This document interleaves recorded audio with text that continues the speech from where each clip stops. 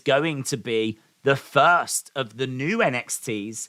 We are meant to be getting a new set tonight. There's no word as to what that set is going to look like. Haven't seen any images or anything. I don't think they've leaked anything. We'll have to have a look in a second. I've literally just jumped over from the Wrestling Escape podcast that we do. I didn't want to make you wait any longer than I really had to. So obviously there's a couple of things we need to update.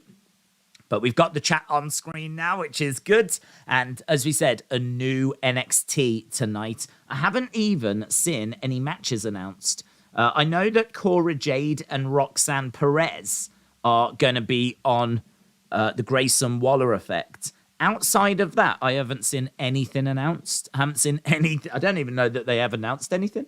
They're being quite quiet about this week's episode. So again, quite exciting because it is meant to be like new and it's meant to be fresh. They've said that the change is not going to be as great as when we went from NXT to NXT 2.0. So don't expect it to be completely OMG, everything's completely different. They're saying that it's not as massive of a change.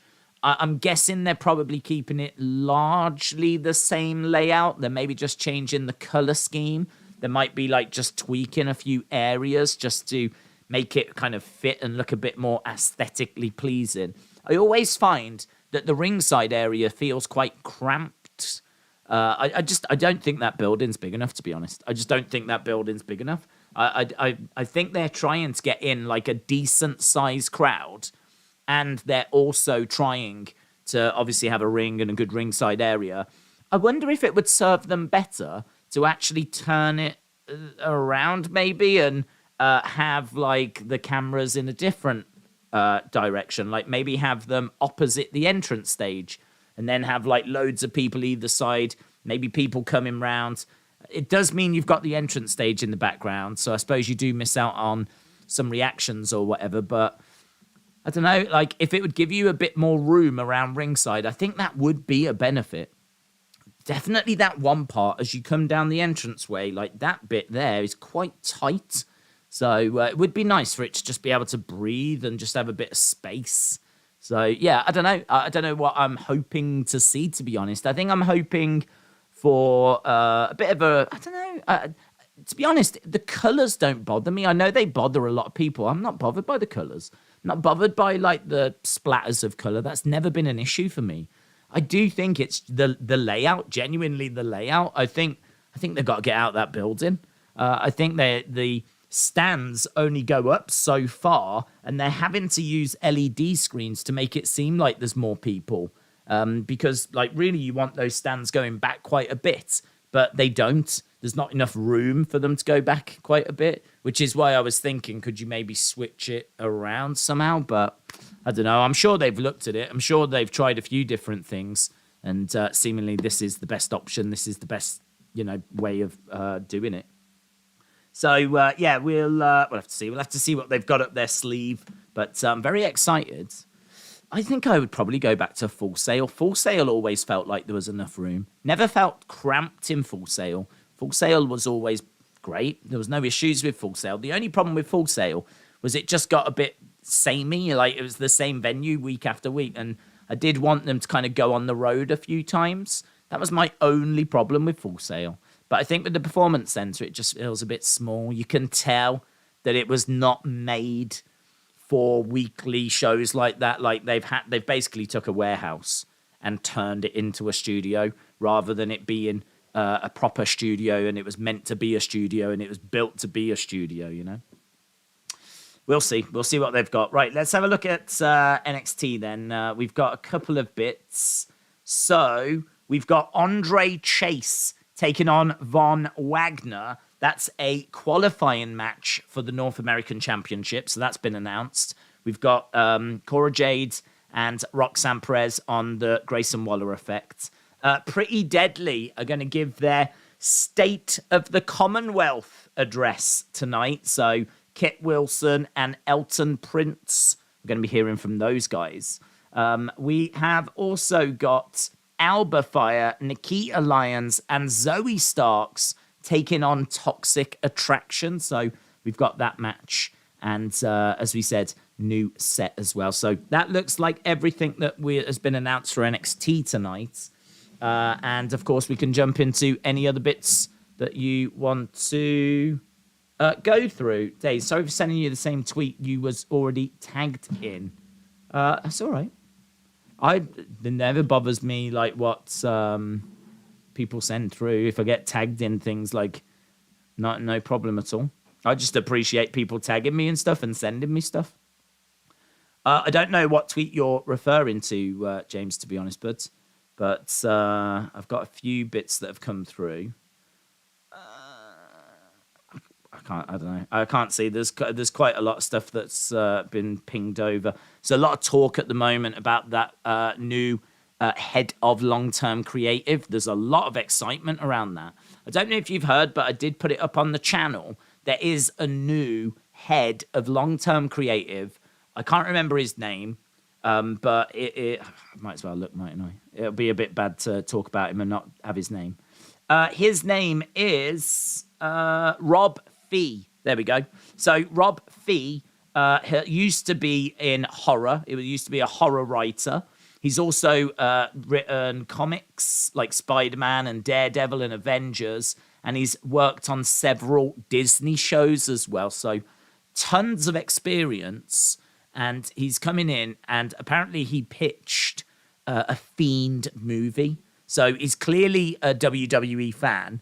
He wrote a Fiend movie, had an idea for a Fiend movie, pitched it. They apparently liked it, and they were on board with it. But that was around the time that Bray got released. Now, if Bray is coming back, and it certainly feels and looks like he is, there's every chance that we could get that movie. And obviously, the bigger thing is that, you know, Bray is now going to have someone in creative that understands his vision. I don't think Vince ever really understood what Bray was trying to do.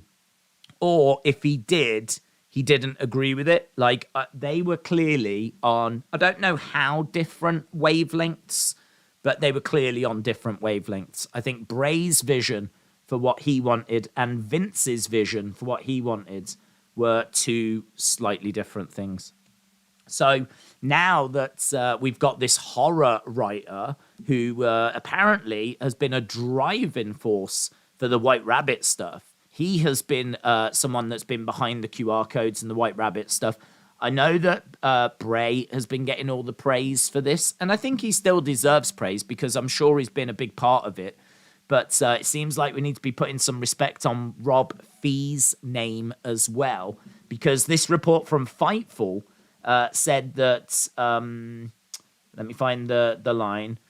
We've been told that one of Fee's early projects has been the direction and production of the QR code related cryptic messages that we have been seeing on TV in recent weeks that has gained an incredible amount of buzz.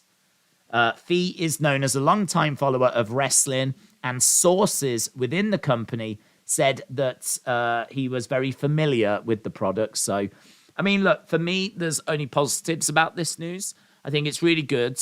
I am, obviously not someone that's a fan of like supernatural stuff in wrestling. So the fact that he's come in from Spider-Man and Marvel stuff and comics is a little bit of a concern for me.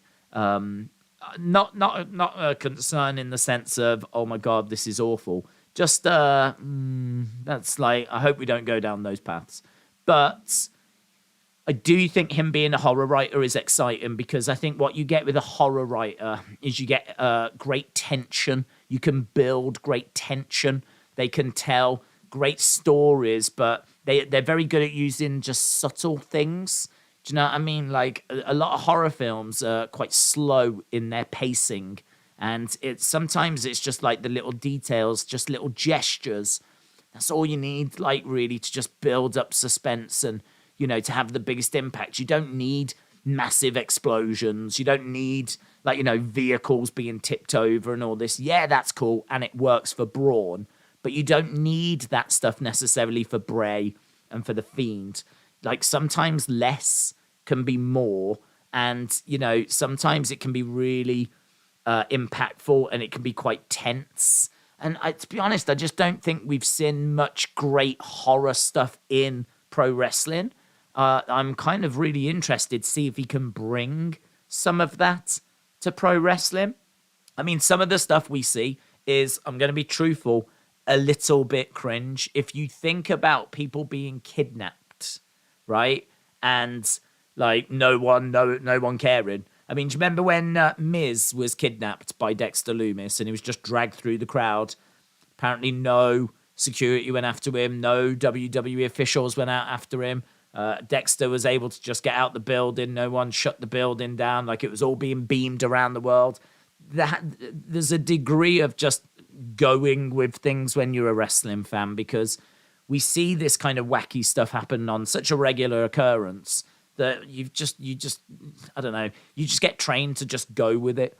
And actually, it's that kind of stuff that I think can sometimes be a barrier to the casual fans, because I think if you're an adult and you watch some of that stuff, you might look at it and go, that's a bit cringe.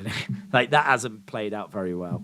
Like, if you was to watch a TV show and like these kind of things would happen, I don't know that you would be massively impressed. Like, because sometimes the details just, they're not important in wrestling. Wrestling is broad strokes. It's big picture.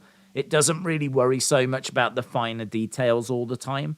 Like, you know, how was he able to get Miz out of the building? And, you know, why were Gallus arrested last week, but we don't see arrests for all the other stuff that goes on, you know?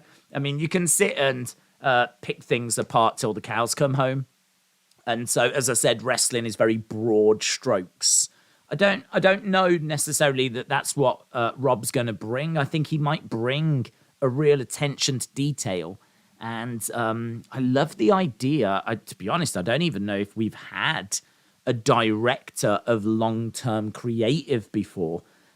If we've got that in place now, if this is like the first time we've had it, that could be very interesting, because that would suggest that we are really trying to nail some big story arcs, and we're not just going to go on a week-by-week, month-by-month basis. We're going to try and tell some big, grand stories, and we're going to try and get, like, you know, a lot of detail in there to the point where we've actually got someone that's overseeing that process. And I don't know that that's a role that existed before. So I think that's exciting, the fact that role exists and that we've got someone with experience in it. I think it's exciting that he's got a horror background because, as I said, lots of little subtleties, very good at building tension, good attention to detail. All of that stuff I think is very good. So that's exciting. And I think it's exciting that he's clearly a Bray fan, because I think he's going to bring real credibility to the Fiend character. He's going to really nail down into the details. I think, you know, one of the criticisms before was like, you know, he would lose to, say, Goldberg. And what does that mean going forward? You know, what? So now he's been beaten by Goldberg seemingly quite easily. So what does that mean for it? How does his character bounce back from that? How does he recover from that? Because, you know, he spoke about like teaching himself to not feel pain, and he's said all this stuff, and he's meant to be like, you know, this kind of just like psychotic inner demon or whatever it was, and then he gets beat like quite straightforward, quite easily by Goldberg. And so you look at that and you go, hang on, what's that about? I remember a theory doing the rounds at the time that maybe he let Goldberg win. People couldn't get their heads around it. Still can't. How could Goldberg beat The Fiend? And people couldn't quite get their heads around it, couldn't understand it. And so some of the theories doing the rounds was maybe he wanted to lose. Perhaps he didn't want to have the belt anymore. Perhaps like he's got a new target. And so I remember all those theories being around at the time. The truth of the matter was, he was meant to win, but Vince changed his mind. And like, but now we've got this director of long-term creative. The hope would be that that person could go up to Triple H if Triple H was going to be a douche, and he could go, no, that's not the right way forward. Let's definitely not do that. And, you know, hopefully Triple H will listen. I mean, look, a long-term creative person might not have worked under Vince, because they could have gone to Vince and said, no, let's not do that. Would Vince have listened? Probably not. Probably not. So there's a lot of stuff in there that I think is quite exciting. There's a lot, and also if he's been behind this White Rabbit cryptic clue stuff, it's been amazing, isn't it? It's been brilliant. So yeah, interesting. Feel free to share your thoughts on that. So that's the biggest story that's kind of come out today. Is probably that news of the creative of long-term booking. Hayden said, I am hyped for NXT. Shout out to you, dudes. Shout out to Hayden. Good. I'm glad you're hyped.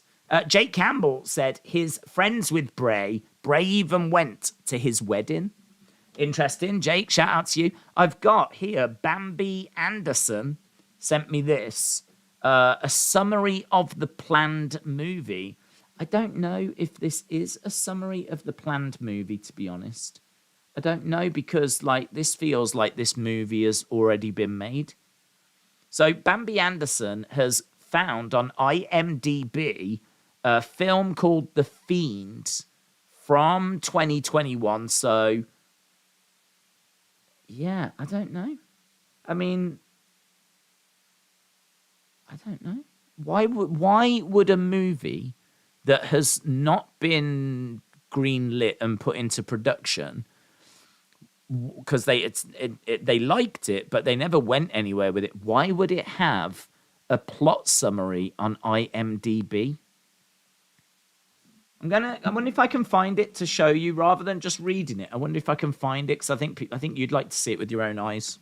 That's what I think you want. You want to see it with your own eyes. Right, let's go to IMDb and we can answer this together. IMDb, do I need to go to advanced search? Let's try. The Fiend 2021. So when you put The Fiend in, yeah, look, the writer of this is Robert Kerr. I don't know what this is, to be honest. I don't know what this is. I mean, I don't know what this is. I've never seen this before.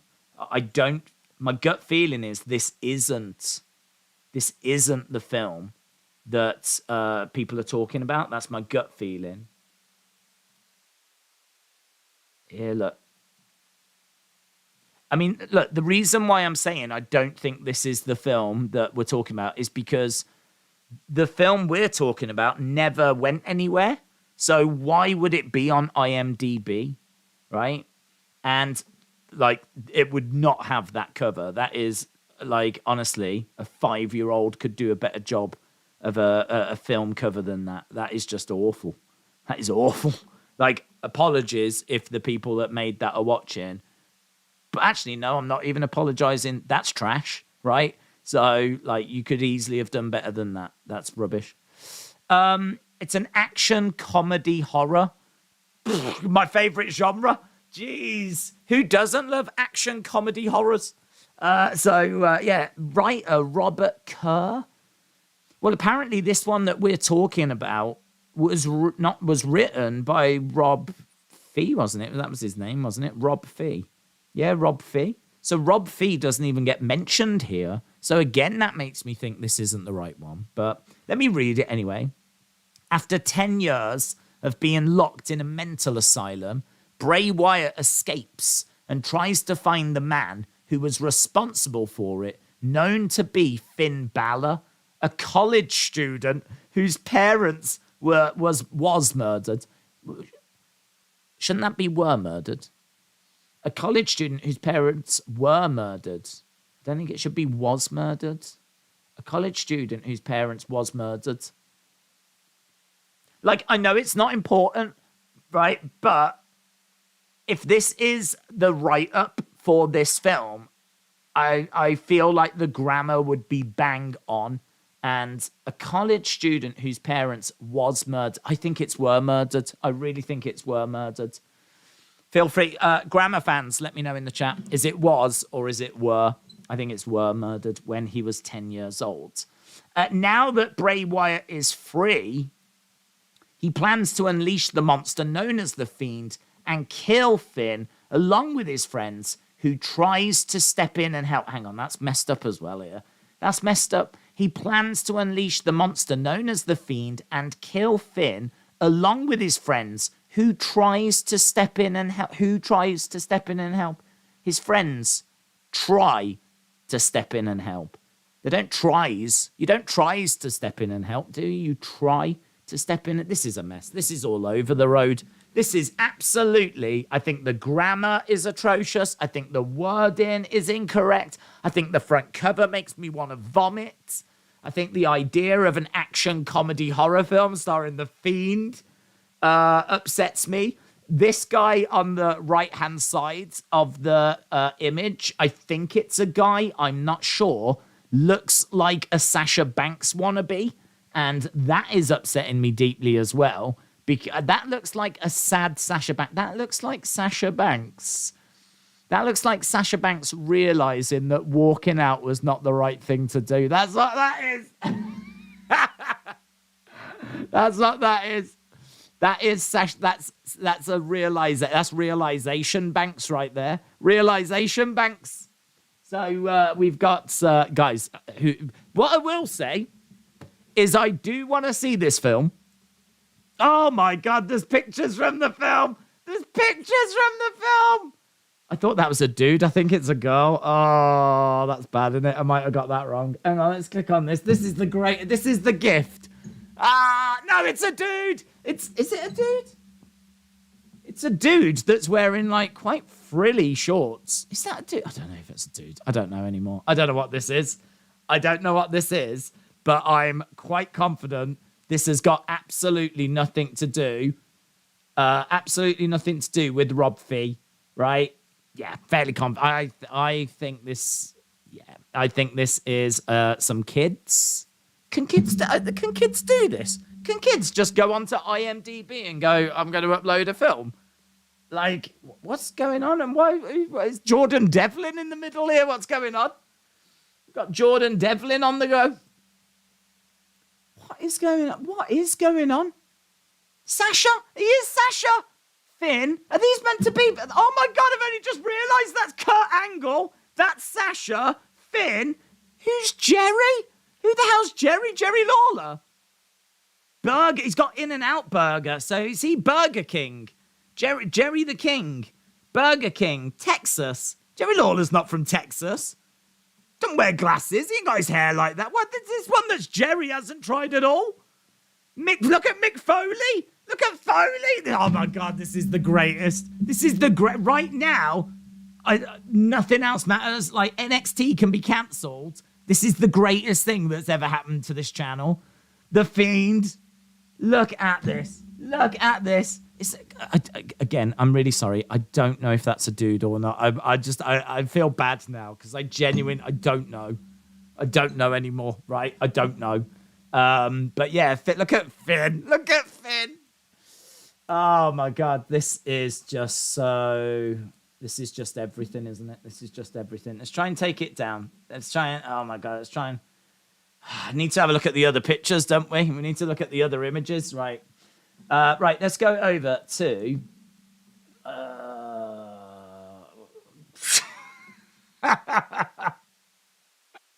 Look at the cinematography. Look at... Oh, God, you can see the anguish in his face. Amazing. On the run. This is high budget, this is. High flipping budget.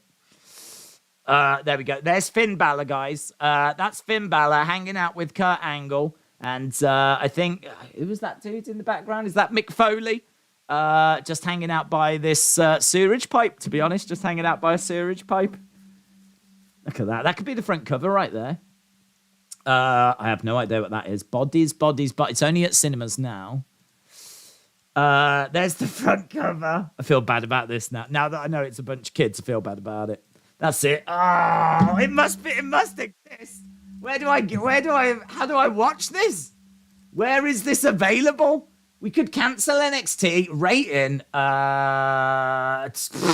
out of 10. 10 rating. Yeah. Right, how do I watch it? This is my question. How do I watch this film? Where are you? Has Netflix picked it up? Is it at Netflix or... here's the cast, guys. Here's the cast. Robert Kerr, who wrote it, plays Bray Wyatt. Neve Powell. Neve. Is that a girl's name? I don't know. After 10 years, we've read this. Plot summary. Add synopsis. Be the first to review it. It was made on March 25th, United States. It's on YouTube. It's on YouTube. If I click YouTube, what happens? Oh my God! Oh! It's playing! It's playing! It's playing! It's happening, guys! It's happening!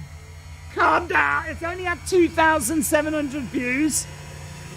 Oh my God! Oh! I'm gonna throw up. I'm gonna throw up.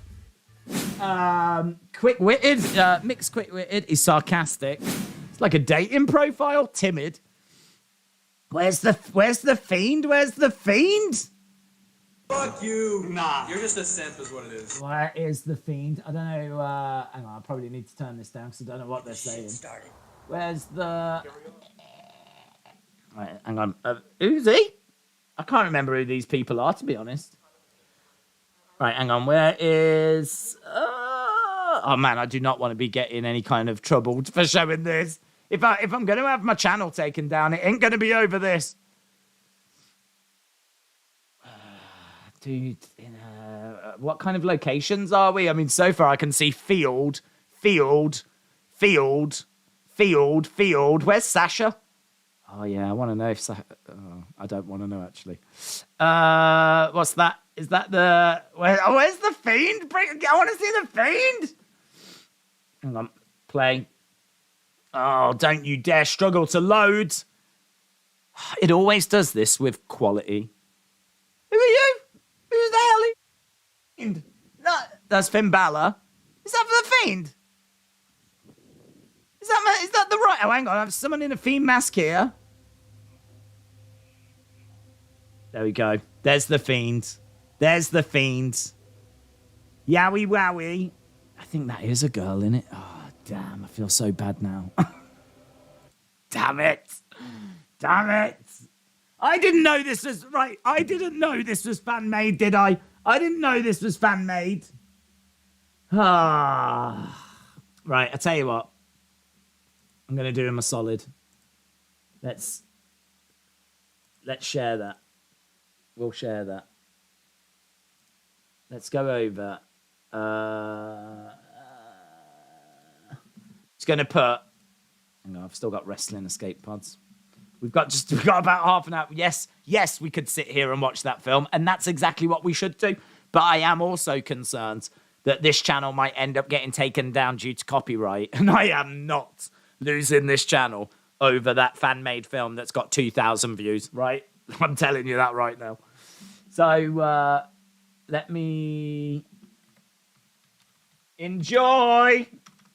I'll put that out. I'll put that out for the baby birds.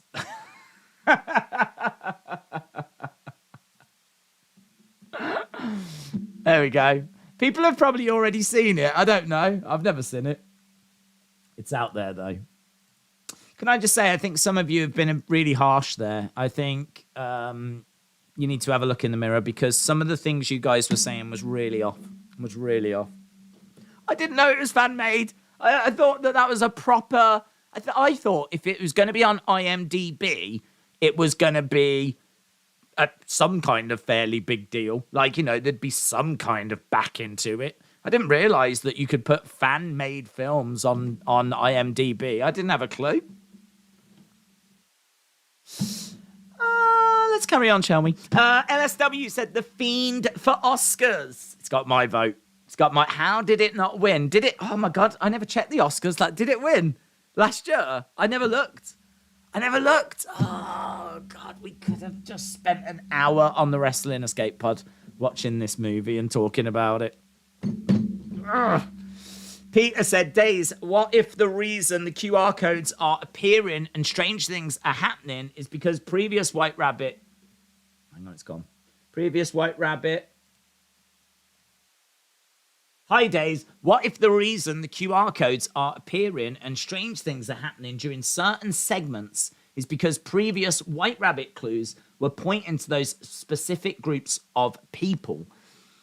I haven't had anyone yet show me that, prove that theory. So people will point towards Belair and then the QR code being in the Belair segment. But I honestly don't know that we can look at the first clue and then find a correlation to the next QR code when it dropped and then do it again. And don't forget, those QR codes get shown a couple of times as well. So I don't know, to be honest. I mean, could there be a pattern there? Yes. Have I seen anyone prove it? No. I haven't seen anyone prove it. I haven't seen anyone sit down and go, here's clue 1, here's a reference to this wrestler, here's when the clue appeared and it appeared in their segment, here's clue 2, here's the reference to that wrestler, here's when it appeared in that segment, I have not seen anyone do that work. So I'm not saying that that's not the case. I'm not saying that. I'm just saying that I've seen that theory doing the rounds. I've seen people saying that, mainly because of the Belair one, and then the QR code appeared when Belair was on screen. And there's people saying that like Gacy was in this one, so will we get the next one tonight? There will be people watching NXT tonight that won't normally be watching because that Gacy clue has got people quite excited. And I think people now are wondering if we get a QR code tonight. I don't think we do. And if I'm going to be wrong, I'm going to be wrong, aren't I? But I don't think we do. I think Gacy could be for John Wayne Gacy. If it is for Joe Gacy, I think that there's every chance it's a swerve. I think there's every chance it's a swerve because we've seen Corbin be mentioned before. And I mean, there's been nothing in Corbin's segments because he hasn't been around. So there's been nothing there. And we've seen other wrestlers like mentioned, and we've not seen QR codes popping up. You know, I made a point on Twitter that, like, look at Aleister Black's lyrics to his theme song were in the source code. And, I mean, what's that got to do with anything? You know, that is... I mean, you can't do anything for Aleister Black, can you? So I feel like there's lots of references to lots of different kind of superstars. I think some of them have resulted in QR codes going into their segments, but I seriously don't know if that is a pattern. I seriously don't know if you could sit there and go, okay, clue 1, this person, the next QR code appeared in that person's segment. Clue 2, this person was hinted at because of this. It went into their segment, so on, so on, so on. So we'll find out. I mean, you know, if it appears tonight during a Gacy segment, then yeah, I would agree and say that there is something to it then because Gacy was teased, but I haven't seen anyone prove it. It's a theory, but I've not seen anyone prove it. What do you think of the prediction for Extreme Rules I sent on Twitter? Dudes, I am flooded with things. I have not even had a chance to go through my emails. I mean, it's fantastic the amount that people are on board with White Rabbit and how much people are enjoying White Rabbit. And I think because we've been quite vocal with ripping them apart, people are so eager to like share what they're finding. And I want it all. Keep it coming. This is no complaints from me whatsoever. Like all your theories and everything, keep them coming. I want to hear them. I want to think about them. I want to talk about them. I want to give credit for them. I want to, you know, whatever. Just keep them coming. Because there's some gold in there, man. There's some absolute gold. But, like, you will have to tell me what your thing is here, to be honest. Blaze said, I agree. I think they're trying to take some people off the path. It's clever and add in another level to this thing, said Blaze. Blaze, hope you well, dudes. Shout out to Blaze Radio. Yeah, I think there's a lot of names that are being put out there to kind of catch you off guard. I think Joe Gacy could be John Wayne Gacy.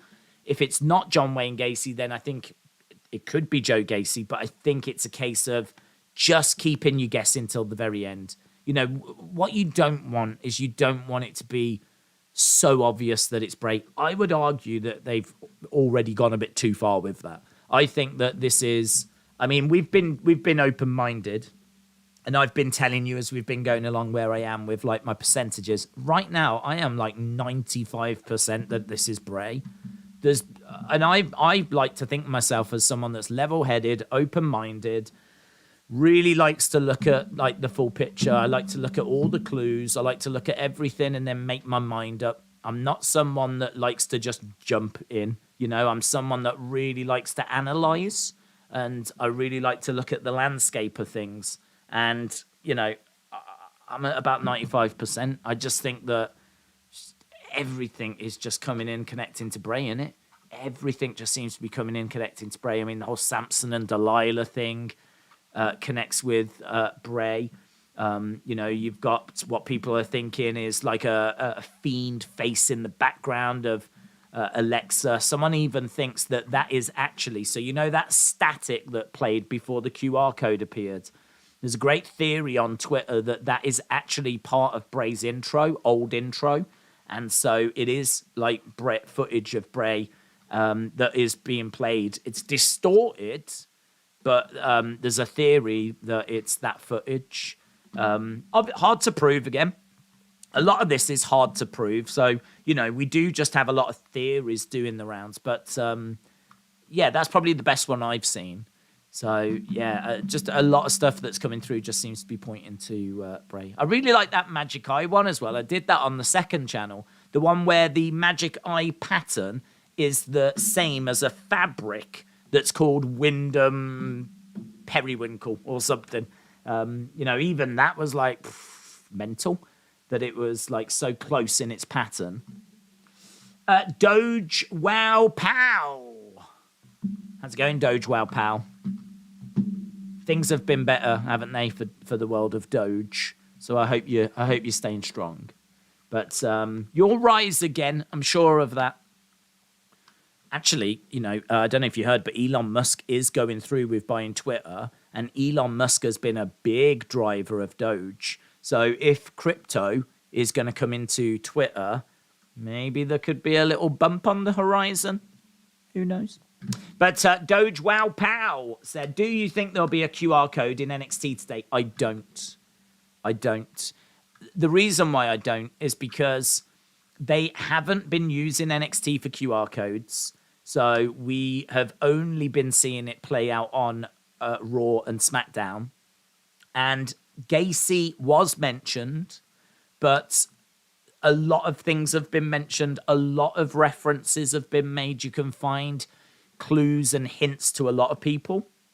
So just because Gacy is someone that's mentioned, I don't know that that's enough to make me think that we see a QR code tonight. Now, listen, if we do, sign me up. Do you know what I mean? I mean, we're here, we're ready, you know, we'll be all over it. I'm not against it at all. I'm here for it. But do I think we see one? I don't. I mean, it's just, you know, potentially connects with John Wayne Gacy, who was a serial killer that used to dress up as a clown. And, you know, you can kind of find comparisons between that and a little bit of like what the Fiend character is like. Because, like, don't forget Joker, which is what the Fiend is based on, that was like clown makeup. That was face paint to try and like make him like look like a clown. So, you know, there are connections there. And then you've got Gacy, John Wayne Gacy, that used to dress up as a clown and kill people. He was a famous serial killer. So the Gacy might connect to that rather than it being Joe Gacy. And as I said, even if it's Joe Gacy, it could be a swerve. I think for it to not be John Wayne Gacy and for it to be Joe Gacy and then for it to not be a swerve, but for us to get a QR code, it feels like that's probably, of all the options on the table, it's probably the least likely out of all the things that it could be. I feel like it being John Wayne Gacy is probably most likely. Then I would say it being a swerve is next. And then least likely would be that it's not a swerve it is Joe Gacy, and we get a QR code tonight. So I'm going to lean towards no, but I'm here for it if we do.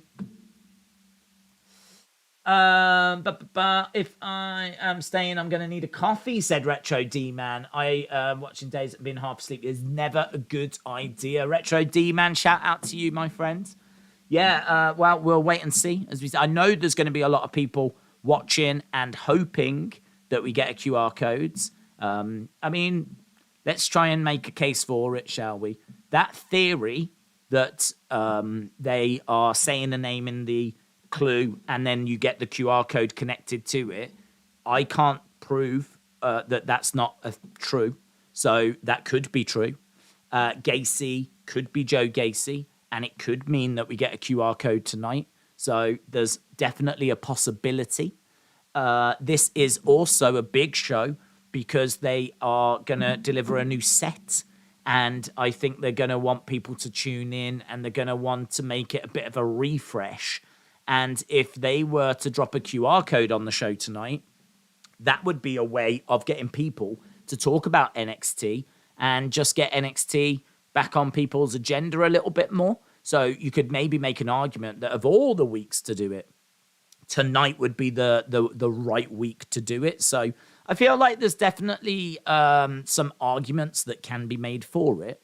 So yeah, if you are hoping that it's going to go that way, I can see some arguments for it. Sean said, do you think we get a red hoodie reveal tonight, or do you think that'll be pushed to Halloween Havoc? I think that'll be Halloween Havoc, to be honest, buds. I think it'll be Halloween Havoc. Those kind of things tend to play out more at those big shows. There is a theory that the red hooded person is going to be connected in some way to what's happening with, White Rabbit. My feeling is that Joe Gacy is not connected to White Rabbit. That's my feeling. My feeling is that Joe Gacy is not connected with White Rabbit, and that the red hooded person is going to be just like a separate reveal that's just kind of NXT specific. I don't know that they've included Gacy and included NXT within this White Rabbit concept and within this kind of campaign. So that's where my thoughts are at the moment with it. Shane STS79, shout out to you, buds.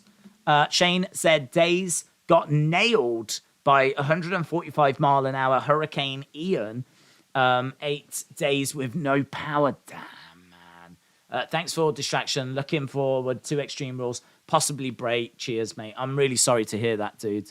Genuinely sorry to hear that. I don't know loads about like the destruction because we've been getting the news over here, of course, and for it to be on the main page of like BBC News, which we joke, but that genuinely is where I get my news from.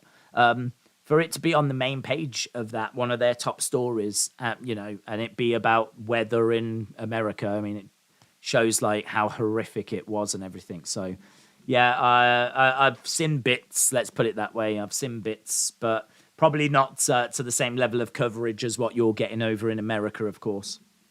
But good that you are safe and well. And that's obviously the most important thing. So shout out to you, my friend. I'm glad. I've had a few people saying that, actually. There's been a few people that have I think the White Rabbit stuff has brought people back to the channel that kind of fell out of love with wrestling. I've had a lot of people come back saying, I just wasn't feeling wrestling anymore and I, stepped away. But the White Rabbit stuff has actually brought them back. This White Rabbit campaign has been fantastic for WWE. It's been fantastic for wrestling fans. It's been fantastic for WWE. I think that they've played it perfectly. I think this being the final week of it is right. I think that it's probably just run its course. I think if it was to carry on for another couple of weeks, I think people would start to get a little burnt out by it. I think some people love it and would love this to happen all the time. But I am seeing more and more, people saying, I'm ready now for the reveal. I'm ready for Extreme Rules. And with that being, 4 days, if that away, not that long, it feels like they've timed it perfectly. So people have loved it. They're enjoying it. They're still enjoying it. Potentially one more to go, maybe 2 more if there is one tonight. And then obviously we've got what we're expecting to be the reveal at Extreme Rules. I mean, we must be getting some at Extreme Rules. The clues have even been pointing to Extreme Rules, so how big is that show now, you know? Like, who's missing Extreme Rules? Like, it feels like every WWE fan and a lot of wrestling fans are going to want to tune into Extreme Rules because the build for this has been so intense and epic and detailed, and it's very clear that the payoff is going to be there. So, yeah, this Saturday, the show is going to be huge. It's going to be huge. I can't wait for it, actually. I get so excited when we get to, like, big shows like this. I mean, we do these kind of streams all the time. I mean, we did Raw. Obviously, last night before, we did Extreme Rules predictions. Night before that, we were doing UFC. Night before that was SmackDown. Like, we are pretty good at doing streams on a regular basis.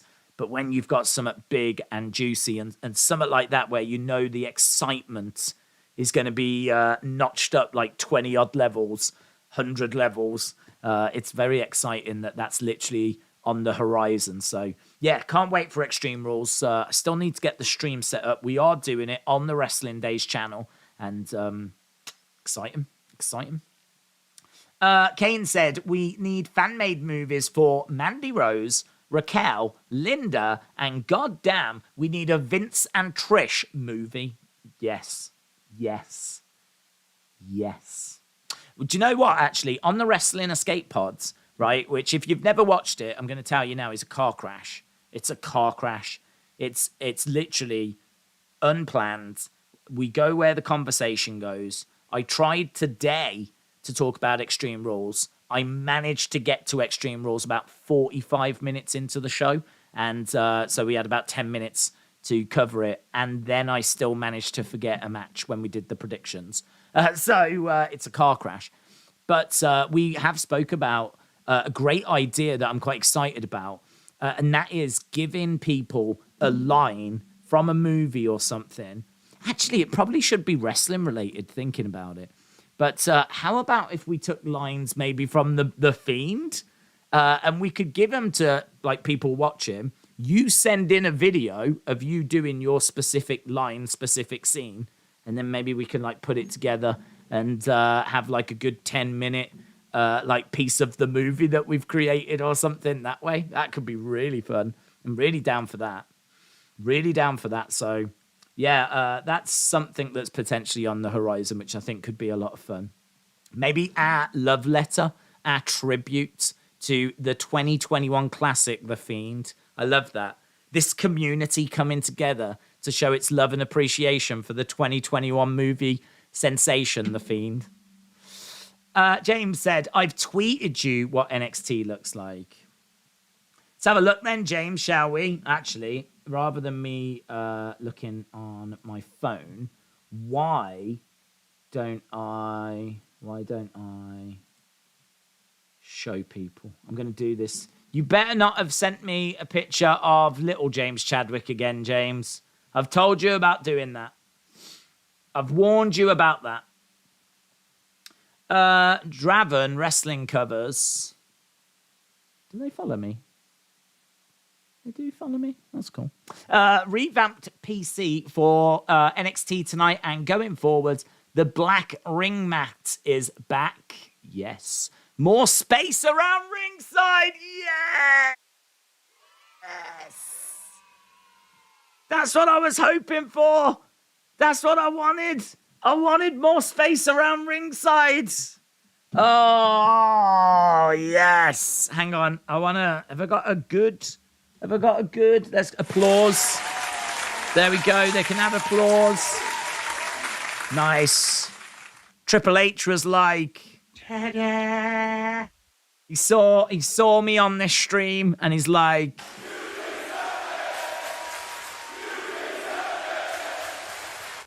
and when I was saying we need more space around ringside, he was like, correct. So there we go. So that is what it looks like apparently. So revamp PC tonight and going forward. The black ring mat is back. More space around ringside. And the seating is more elevated. Oh, do you remember I said that? I know this is turning into a I said that conversation, which is always annoying. But, I mean, if there was a way of rewinding streams, I did say that it feels like the seats don't go back enough and we need more space around ringside. Guys, what I've learned is that I need to quit live streaming and I need to become an arena planner. That's what I need to do. I need to go into arenas, plan them out, really dig into what's needed. And, what was needed here was definitely more seating, more elevation, more room around ringside. I love the fact the black mat is back. Needed that.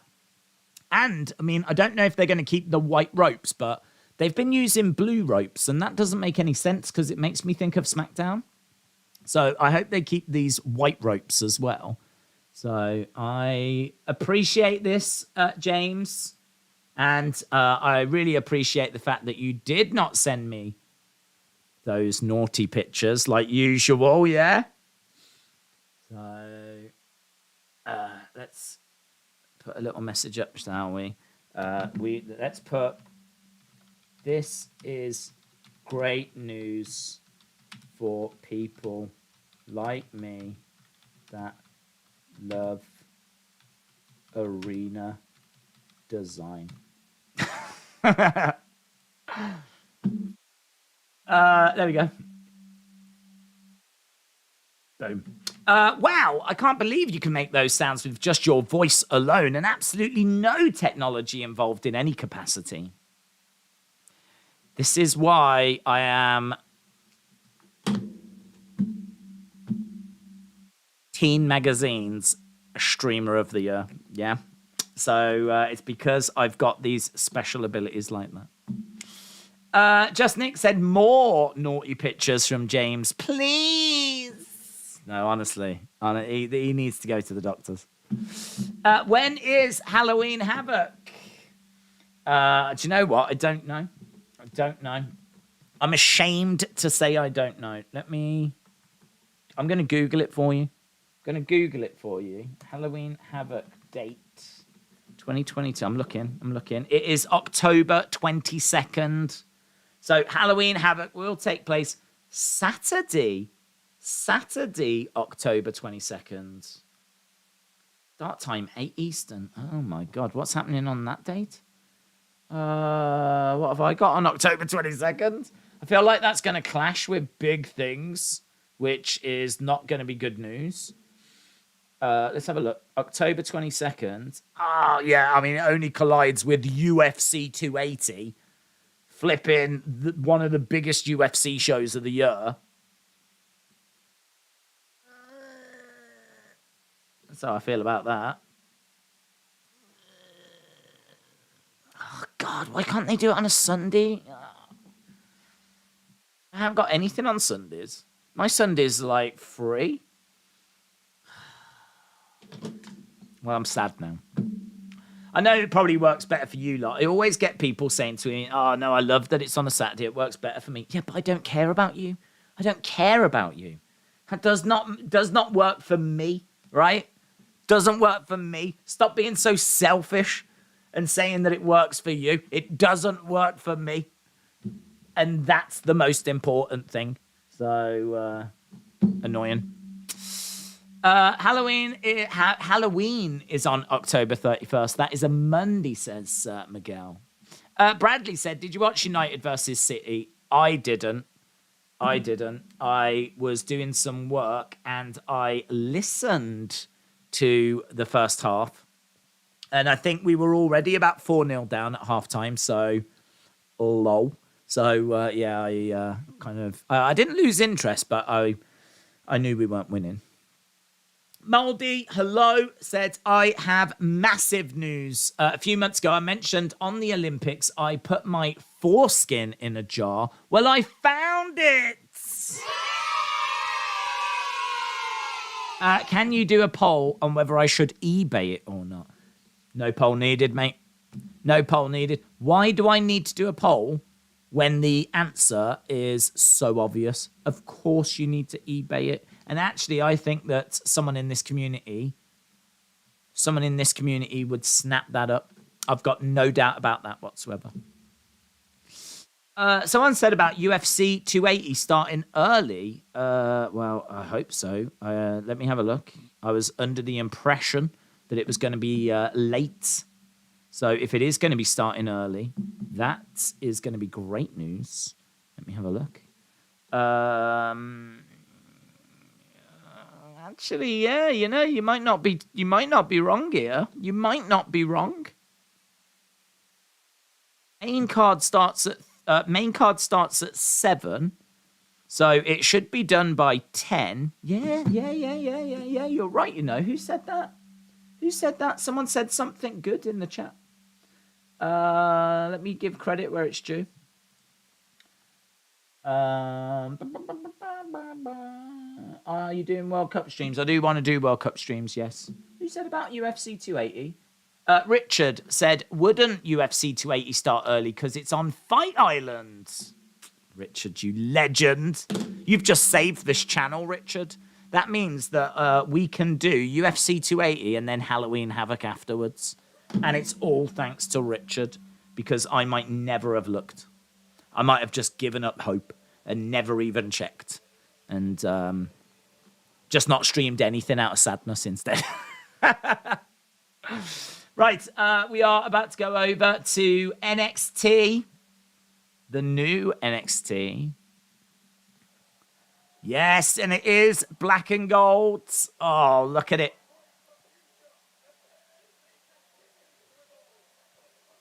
NXT continues to evolve. I don't know that we've gone that much higher, to be honest. Welcome to NXT. Byron Saxton, Sudu Shah, and Byron Saxton.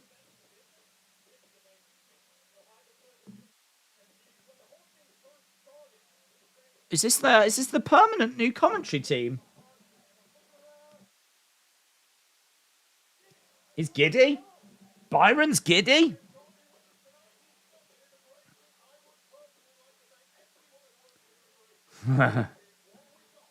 Vic Joseph is stuck at immigration. He said, I'd like to thank everyone that's played a part in doing that.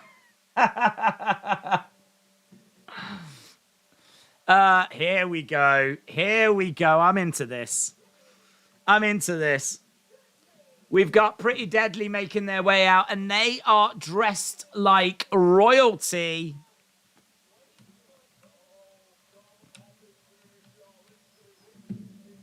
Class. Very ceremonial, absolutely beautiful. Straight from the Queen's funeral. We've got Pretty Deadly making their way into the ring. We've got the Union flag in the one side, St. George's cross on the other. They've got the Pretty Deadly coat of arms on a podium. They are dressed in their finery. We've got red capes, of course, with the wigs. They look, we've got a bit of a beefy vibe going on. Order. So it is the Pretty Deadly State of the Commonwealth.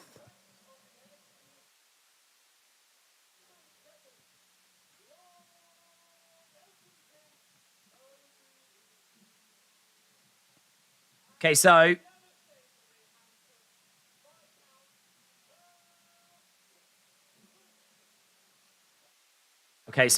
we've just got Pretty Deadly introducing themselves. I've got some bad news, says Rivy. Bet all Americans think us Brits act like Pretty Deadly. I mean, I do, actually. This is my streaming attire, but when I'm not wearing this, I tend to run around the house wearing that.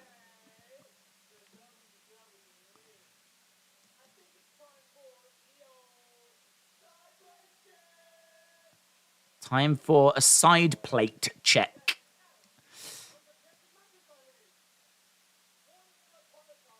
I don't want to be messed up It was beautiful. I threw your invitation away, says Austin. Oof, we got some drama in the chat. It's kicking off. It's kicking off. Their name is misleading. They are neither pretty or deadly, said Dark Angel. The crowd is hilarious. Someone said, you look stupid, said Luke. It's NXT white and gold. No more kiddie paint splatter, said Vin. Turns out I was right about the next QR code being on NXT, said Silverbeards. How? How, Silver? Have we had one? Have I missed it? Have we had one? I'll never forget the Raw streams during COVID. Talking about Birmingham Library. Wherefore out thou are their number one contenders. I don't feel like the crowd are necessarily feeling this open.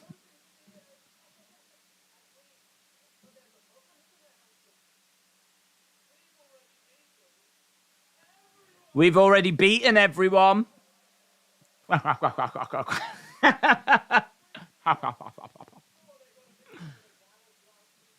So they've already beaten everyone. They want to know where their number one contenders are.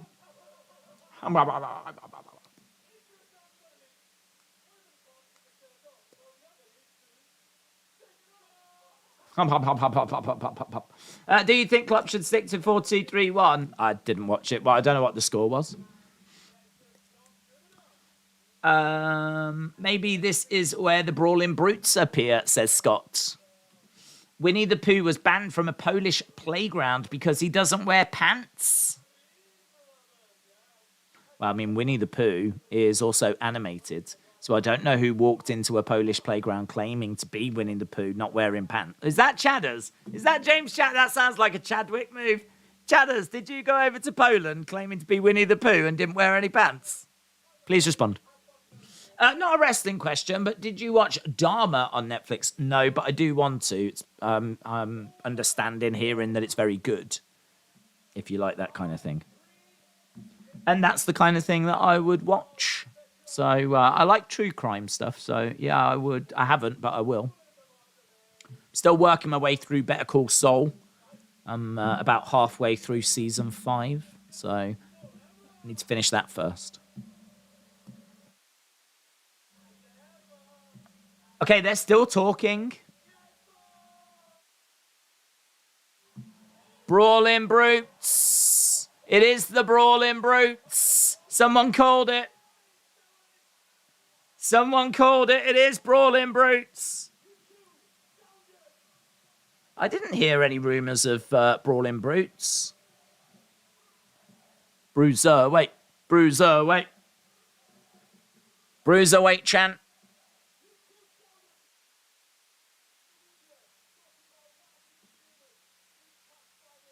You two sounded real good, real tough on social media. We're here tonight to see how tough you really are.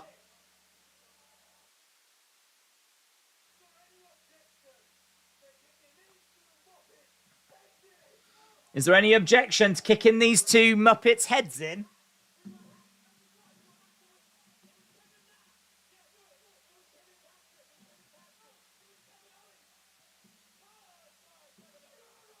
They said they were hacked. They said it was Kevin Nash, it was Kevin Patrick, it was Kevin Owens.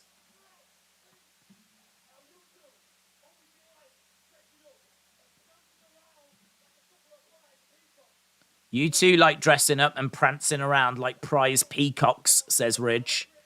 There's a whole lot of English beef in that ring right now, isn't there? This is the most English thing that's ever happened in WWE. Look at this right now. Look at this mess right now on screen. It's the most English moment in the history of WWE. Makes me so proud. I feel pings of pride.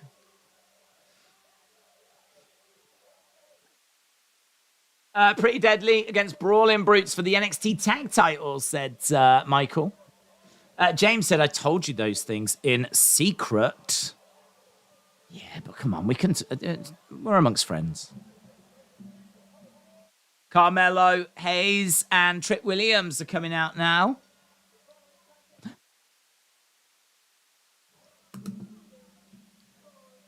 Carmelo. Who's he facing? Carmelo against Oro Mensa coming up next. Okay, so Carmelo against Oro Mensa. Okay, so staging, not drastically different, but nice changes. Nice changes. It's all like black, white, and gold in its color scheme. You've got kind of all of those being used and utilized. The extra space around ringside, wonderful. The white ropes that they have kept rather than blue, wonderful. The black ring apron, wonderful. There's a lot to like about these changes. They're good, positive changes. It's evolution, not revolution from NXT. And Brawling Brutes, nice surprise, wasn't expecting it. I genuinely don't know if something got spoiled. I have no idea how someone in the chat was able to call Brawling Brutes coming out then. Because, I don't know. I mean, why would you just randomly think Brawling Brutes would be on the show? So I'm guessing that it was spoiled and that maybe it was a leak out there. Maybe Fightful put something out there. I don't know. As I said, I've just been doing Wrestling Escape Pod, so I didn't see anything, but I'm suspicious. But yeah, I like the changes. The commentary team is interesting this week. We've got Byron Sachs. I don't even know who that other dude is. I've never seen him at all. So that's kind of interesting, but I don't think that's long term. I'm guessing they've got Byron. I wonder if they are a 3-man booth long term. I wonder if it's meant to be the new guy. I can't remember his name. The Wade Barrett and Vic Joseph. I wonder if that's meant to be the 3 and Byron's just here to cover. So there might still be a long-term change there.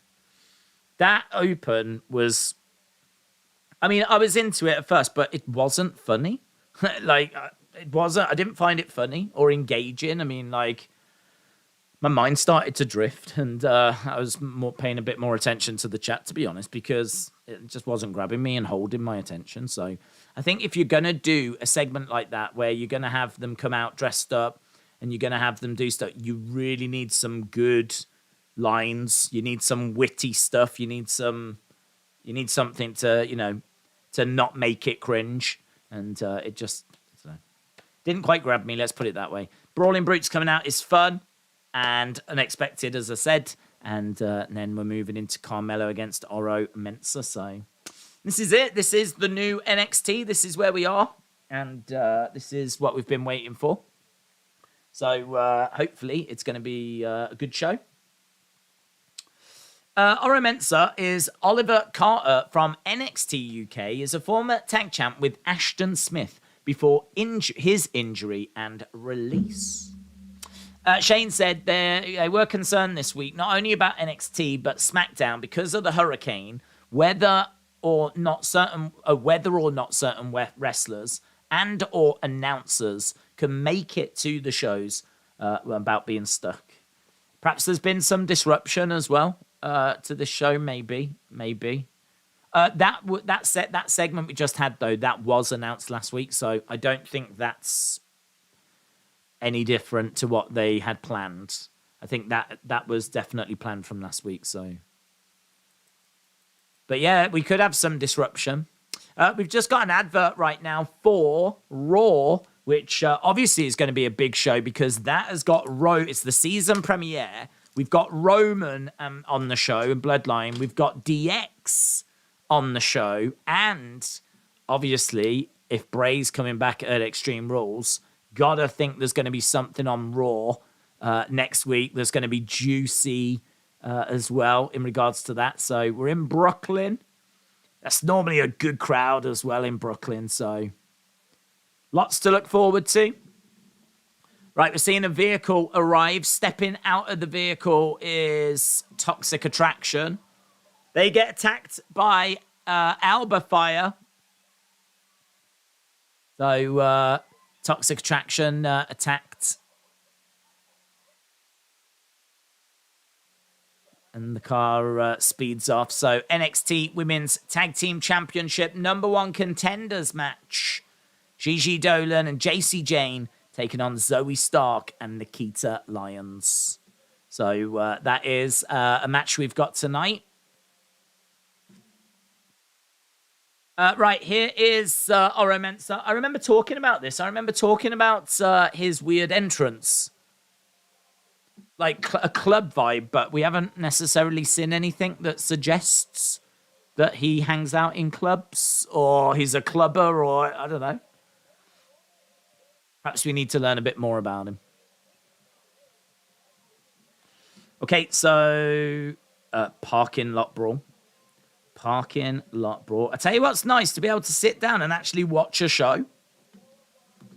How novel. How strange. We can sit down and just watch a show. At the moment, anyway.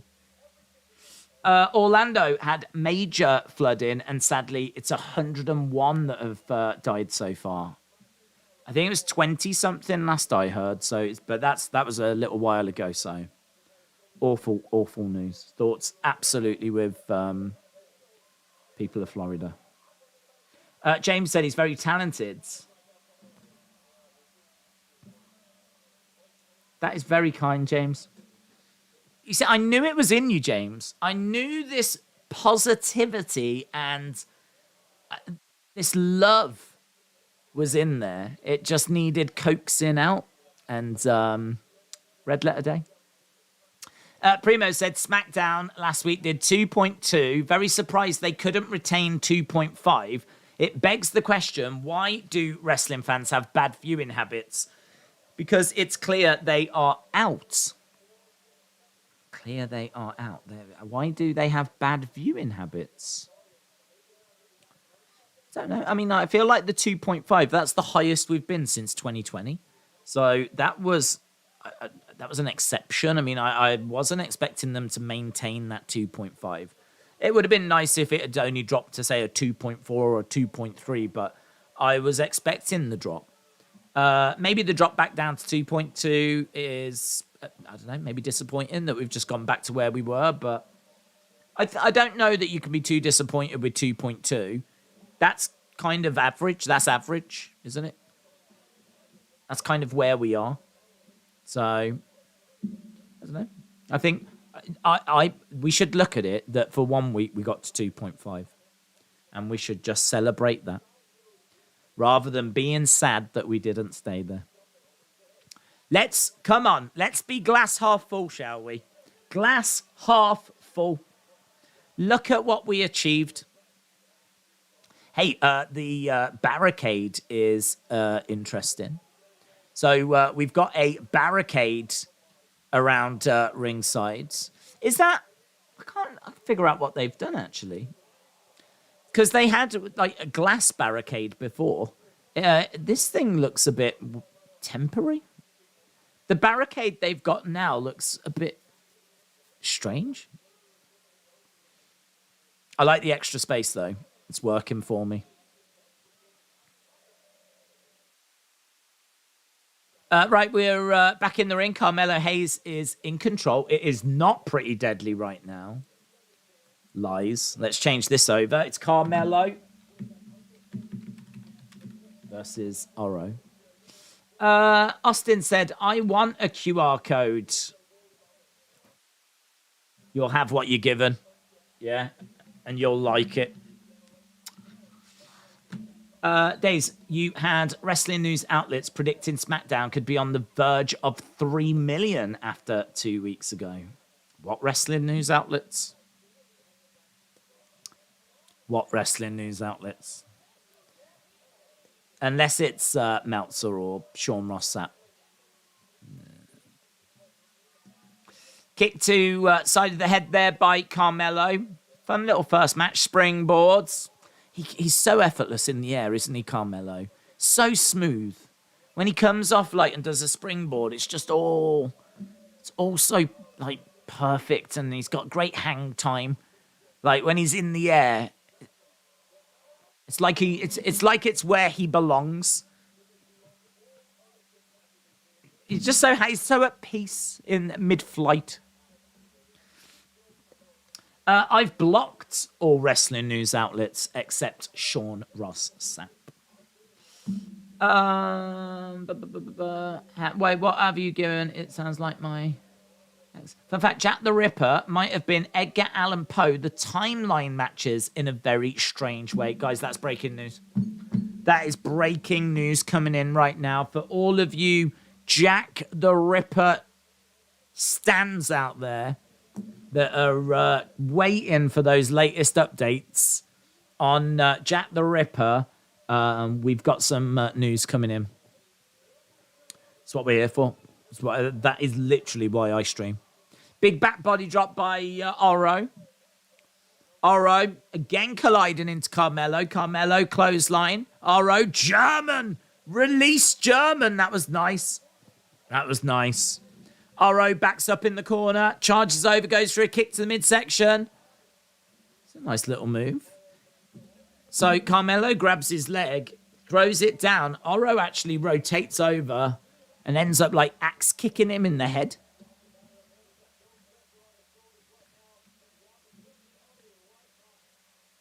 I mean, the comparisons with Kofi Kingston are just endless, aren't they, with Oro? Double knees. Carmelo Hayes going over to the corner. It's going up top. Leg drop to the back of the head. Oro Mensa goes down. 1, 2, 3. Carmelo gets the win.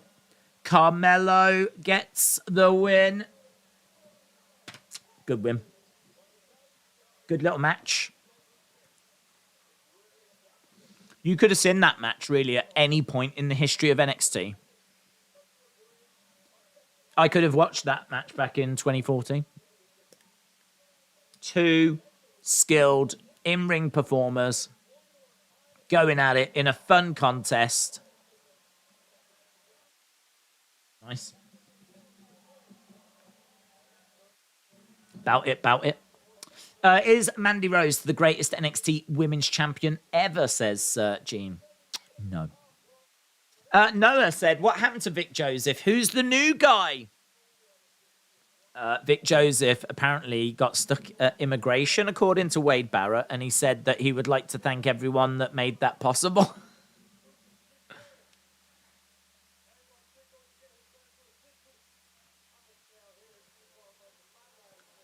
I'm going to stay out here and see who qualifies for my ladder match. Here we go. I love that girl. I love that Thea Hale. I'm a Thea Hale stan. I've decided this channel is a Thea Hale stan channel now. I just love her energy. I don't even know what that is. Oh, chase you. Chase you. Chase you. Woo. Yes. I want to see Andre Chase as a champion one day, said Austin. Just checked my first stream that I liked. It was Extreme Rules 2020. That was 2 years ago, said Moldy. How time flies. Ivy Nile is my favorite, said Hopalong. No, you're wrong. It's Thea Hale. That's everyone's favorite now. Yeah. That's non-negotiable. Primo said, do you think Triple H is on autopilot, considering the last few weeks has been subpar since the audience has dipped? I think Triple H is saving his energy once football ends. No. I think Triple H is never on autopilot. I don't think when you're in that position you can be. I think what he's doing is he is looking long-term. His focus is probably on shows that are not, a month away or something like that. I mean, when Bray comes in, I've got to think, that's planned. Survivor Series is probably being worked on right now. So these shows have maybe not been the strongest recently, Raws and SmackDowns. But it doesn't matter because White Rabbit has just dominated. It makes no difference. White Rabbit has done all the heavy lifting needed. Grayson granted, it's not resulted in. I mean, look at the ratings. The ratings have not gone crazy. White Rabbit hasn't really done much there, but you can't deny the buzz that's been generated and the interest. And I would imagine like their Google searches, their YouTube views, things like that. I'd imagine there's been a nice little bump there, but seemingly that isn't showing necessarily in the ratings. I mean, I think a Raw rating the other day was like 1.5 or something. I mean, it was just not good at all.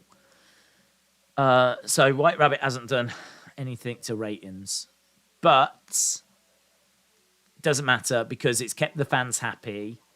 And even though the shows have been, I think Triple H has had his focus elsewhere. There is no way you can be an autopilot in that job. There's just too much to it.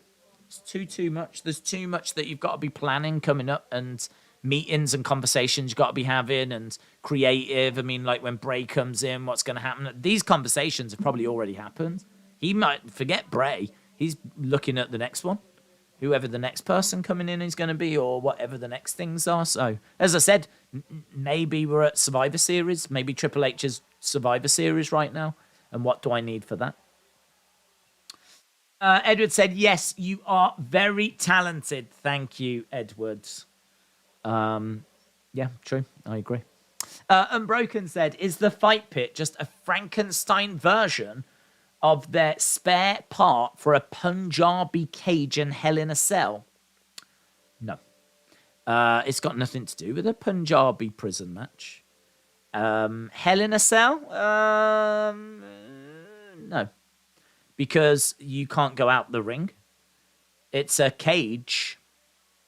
It's a baby cage with a platform on top. That's what it is. So it's not Hell in a Cell, and it's certainly not Punjabi prison. Do you know what it is? Fight pit match. That's what it is. Fight pit match. It's its own thing, so... Listen, do you know what it is? It's innovation, and we should applaud it. It's good. I'm so bored of seeing the same match types. Hell in a Cell, Elimination Chamber, Money in the Bank. Like, when was the last time we got something new and interesting and exciting? And don't tell me stupid Donnybrook matches. I'm not interested in street fights that go under a different name. I'm talking about true innovation and some kind of, interesting new match type, It's good. I applaud it. I'm here for it. Earlier today, we are seeing Brutus's upset. Who's crying this week?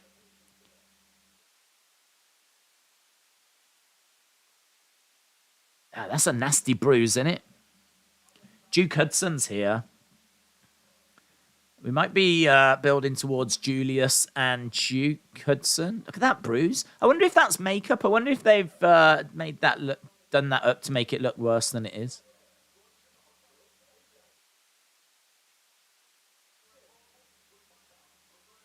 Let's run it tonight.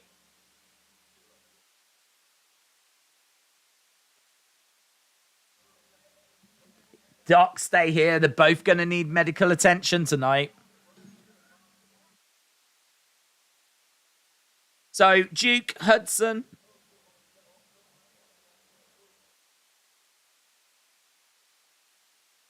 To face Julius Creed. Right, Von Wagner in the ring right now. We're going to have Andre Chase against Von Wagner. So, this show's all right. I didn't... The Commonwealth thing was a bit... Good first match, and now we're into this. Von Wagner. Duke Hudson could be a big star, said Jeremy. Daze, do you know JD from New York? I know of him, but I don't know him. Primo said, how forgetful was Brock Lesnar and Ronda Rousey's Rumble wins this year? Both went into their world title matches and lost. Von Wagner doesn't bore me like he used to, but I'm still not a fan of him anymore. Okay. I don't know why I added the word anymore. I did. Deal with it. Primo said, oh, I read that. Daze, look up Wyndham Fantasy Kelp Periwinkle fabric. Does that not look like the magic eye in yesterday's QR code? Someone doesn't watch my second channel. Actually, a lot of people don't watch my second channel. Shame on you. No, we did a video on it, dude. Dude, what on it? What? We're all over it. We're like, well, butter on bread. That'll do. Nailed it. Kicked by Von Wagner. Dragon screw, though, by Andre Chase. Robert Stone on the outside. Obviously, Von Wagner. They've moved the commentary table. You know, the commentary table used to be the hard cam side. It's now at 3 o'clock. 3 o'clock now. I could have said to the right, but I didn't. Because I'm a hero. Is this live or pre-recorded? It says WWE Live in the corner, and it looks a little different. It's, I think, live. I think they taped the previous weeks, but I think this one's live. Drop kick again. Von Wagner goes down. Andre Chase getting fired up. Throwing in some strikes. Big right hand. Von Wagner going against the ropes. Chase grabs him. Reversal by Chase. Chase in control. Give me a C. H. A. S. E. U. Chase you. Oh, man, this is over, isn't it? Go on. Yeah. She's got Robert Stone on her shoulders. Ah. The flag gets thrown away. Scoops him up. Oh, slams him down. Yeah, Thea slamming Robert Stone. That might be the greatest moment in the history of our sport, to quote Wrestle with Andy. Roll up by 1, Chase 2, kick out by Von Wagner. Big boot. Big boot by Von. Up on the shoulders, Andre Chase. Oh!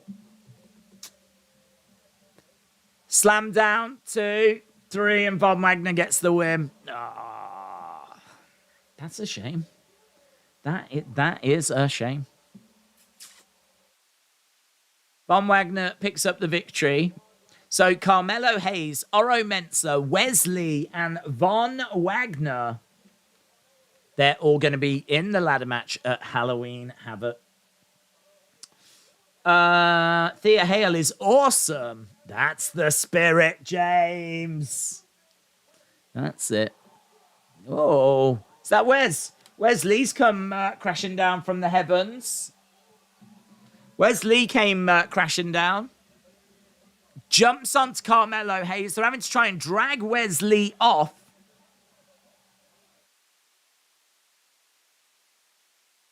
Nice energy here. Let them fight. Let them fight. Let them fight. Backstage with, is that Sanga? Nathan Frazier.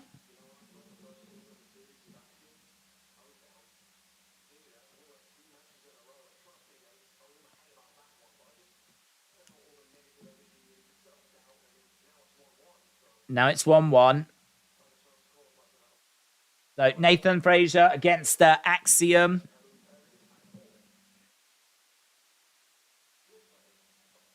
Sanga says, I hope you become champion. That's nice. Nice guy.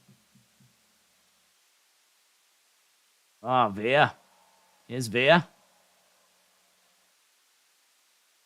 Oh, that's good, isn't it? That's good. Exciting. Wesley attacks Carmelo. Sanga and Veer, they look great together. In suits as well, they look great. We just cut off Lash Legend. We just went to commercial. Breakwell/Legend was talking. That's the best thing we could do. That should be the new gimmick where she talks and we just go to commercial. Yeah, man. These two together look so good together. They look so good. I want to watch this moment again where we cut off Lash Legend.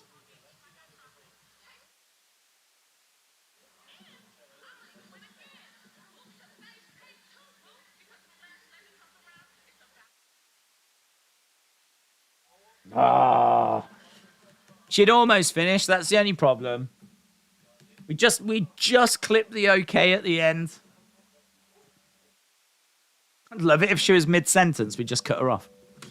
Via spent all day. Via. Why am I reading things that aren't there? Via spent all that time coming to Raw just to leave.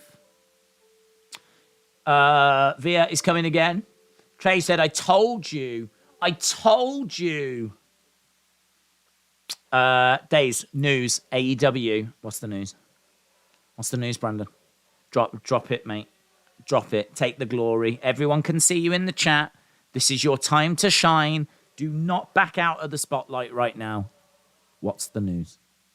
Sonny said, "Oh my God, there's a beautiful man on my screen."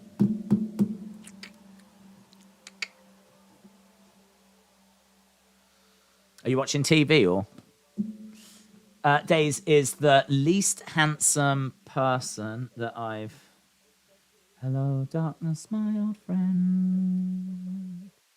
I've come to talk with you again. Right, I've timed out Trini because that's is not acceptable. That is bullying, and bullying will not be allowed in this community. Yeah, yeah, cool. Bismo said Amos should have been moved to NXT as well. They should all be moved to NXT. Then what would Triple H do? He'd do nothing. There'd be nothing he could do. He'd have to come out and sing a song. Hey guys, do you remember Dancing Shanky? Oh yeah, haven't seen anything like that since Triple H took over. He took the good times away, didn't he? He took the good times away. Where is Shanky? Hey, do you know what? It dawned on me. I was thinking the other day, I was like, oh, there's no Kevin Owens at Extreme Rules, right? And then I thought, hang on. There was no Kevin Owens at Clash at the Castle. There was no Kevin Owens at SummerSlam.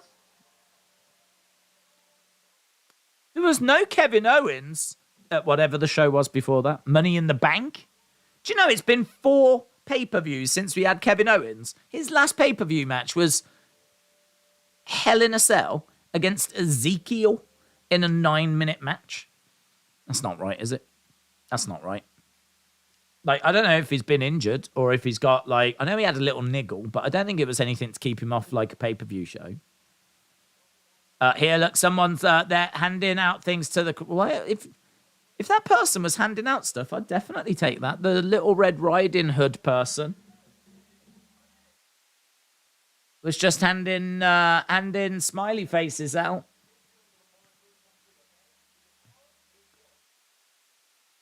Grayson Waller said Apollo Crews is a coward and jealous. We're seeing... I didn't know they still sold Hummers. Grayson Waller driving a Hummer. Here's Wendy Choo. I like Wendy Choo.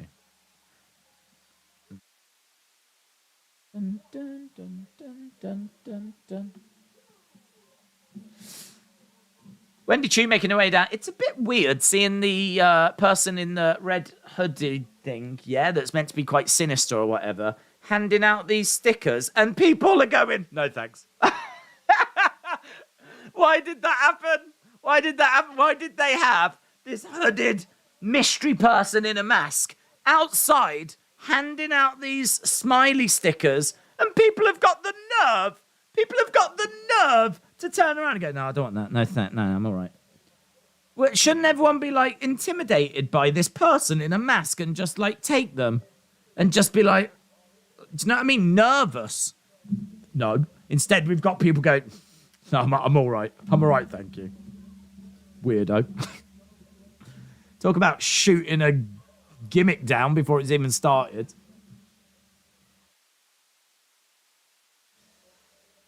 Imagine if Undertaker went up to people and went, rest in peace. And they were like, what? Sorry? What did you say? Rest in what? Rest in... I can't understand what this guy's saying. You need to get a tan. Look how white you are. Rest in what? Rest in... Fleece. Fleece. Are you selling fleeces? Right, we've got Wendy Choo out there. Red, hooded person being denied. Wendy Choo against Lash Legend. Stephen Steve said, I don't like bullying. Good. Steve, you are very welcome in this community because bullying is not accepted. Wendy Choo versus Lash Legend. Daze, please, can people stop bullying Daze in the chat? Daze doesn't deserve to be bullied. He would never bully you. So why bully an innocent? Oh, Jesus, Edward. Look how you spell innocent. The hell's that?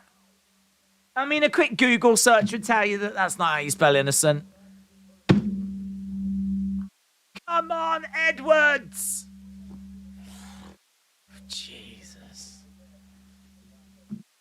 I mean, what is that? Innocent? What's that when it's at home, eh? But he is right, guys. Don't bully people. It's not acceptable. It never will be on this channel. Certainly if it's knocking my looks, yeah. Right, we've got Lash Legend in control. That's depressing. Fear not, I'll have nothing to say ever again. Trust me, says Trini. I'm glad that the realization that you are in a no-winning situation has got through, Trini. So I'm pleased that you live in fear now. That pleases me. The thing is, Daze doesn't read a single one of these messages, so it's just us talking absolute beep. Read it though, didn't I, Harry? Right, kick by Wendy, and again, leg sweep looked awful. That looked awful. That leg sweep was so slow. Lash Legend could have read a book before she got took off her feet. Wendy colliding into Lash in the corner. Kick to the back. Wendy jumps off, lands. What we doing? What we doing? What we doing? One, little counter two. Wendy back in the corner. Lash on her feet, charging over. Kick by Lash. Wendy kicks at the legs. Lash goes down. Wendy going up. Wendy up top. Splash. Vader bomb. 1, 2, 3. Wendy wins with a Wendy bomb. It's a Wendy bomb victory.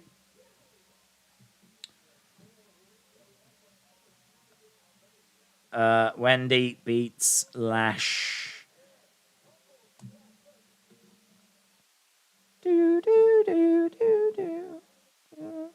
Kelly Kincaid backstage with Wes. She looks weird without glasses. Why can't they let her have her glasses and a bow tie? Why can't she wear a bow tie anymore? She was great when she used to wear bow ties. That was a good gimmick. Worked for her. We're just hearing from Wesley. Here's Stax. Channing Stax Lorenzo. I never knew what his name was. Channing Stax Lorenzo is here.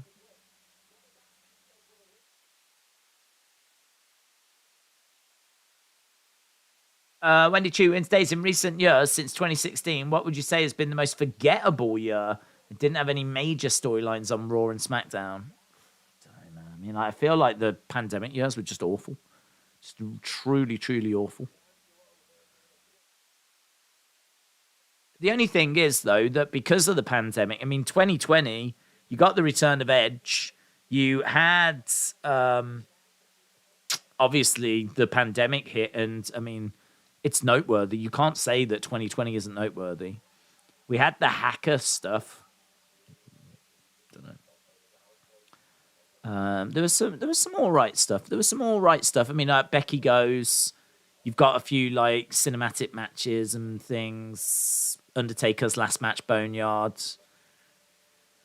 Maybe 2021. If I had to pick like 1 year, I'm trying to think what happened in 2019. I'm trying to think what 2019 had for us. I just keep remembering Lana and Lashley's wedding.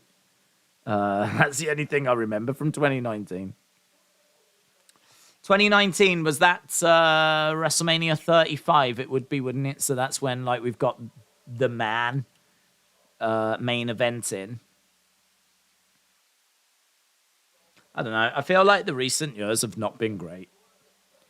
I don't think they've been very good. To be honest, I've got high hopes. 2016 was good because that was the arrival of AJ. So that was good. 2017 was WrestleMania 34, I think. And was it? Or was it 30?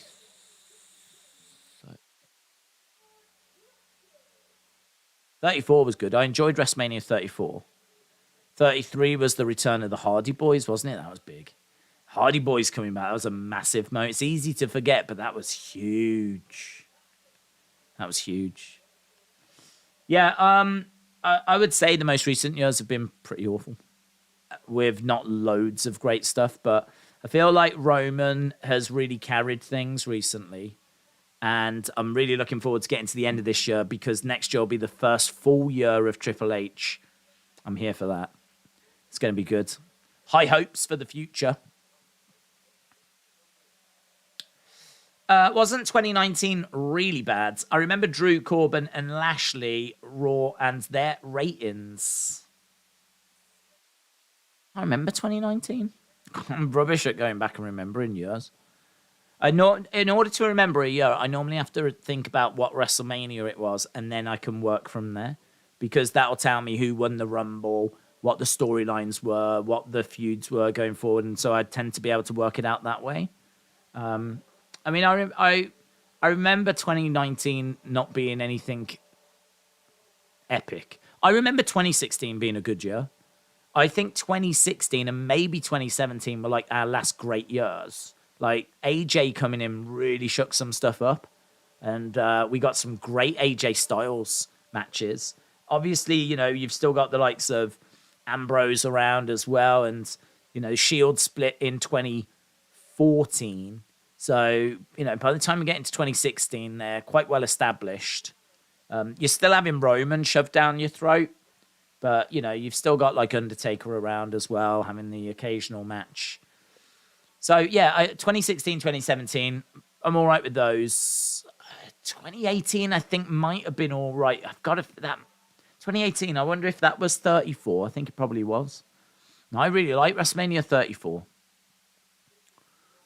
But yeah, 2019, I do not like WrestleMania 35. I'm not a fan of that WrestleMania at all.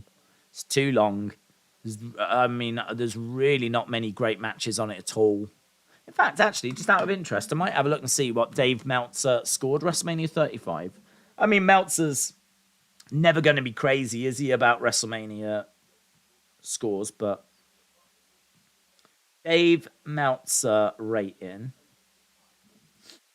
WrestleMania 35.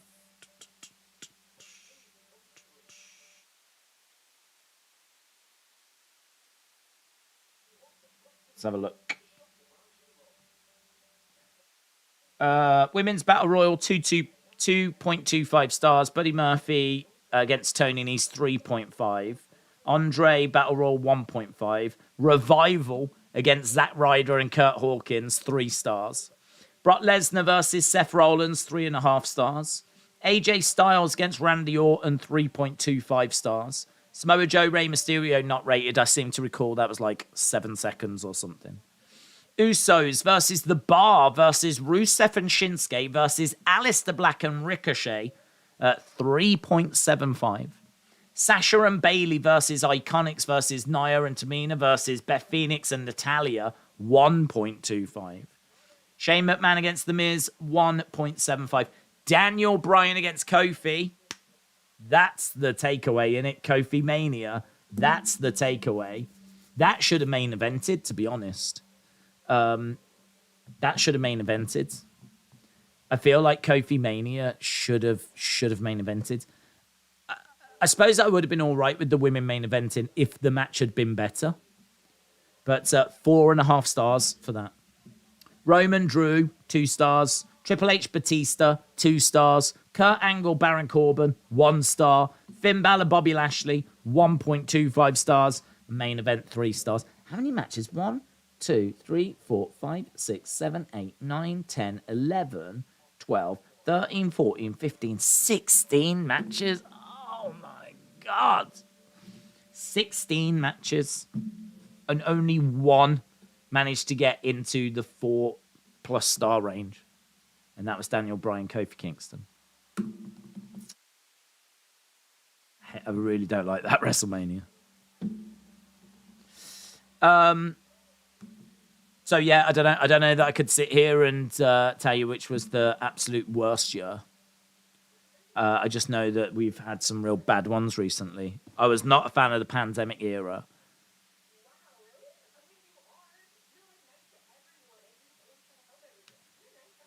We've got Katana and we've got Caden sit-down interview thing. What time is it? We've got 10 minutes to go and then we're at the halfway point.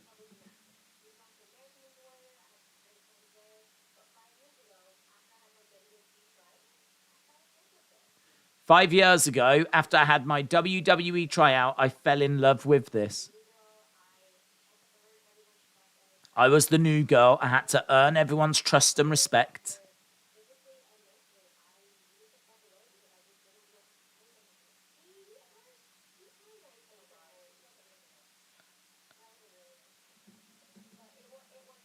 Casey said that she had to step away for a brief moment.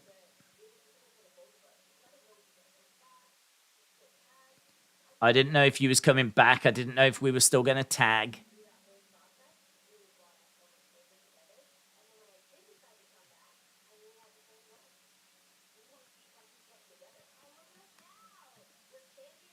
I like this. This is good. This is a good sit-down interview that's just given us like a bit more depth to these two.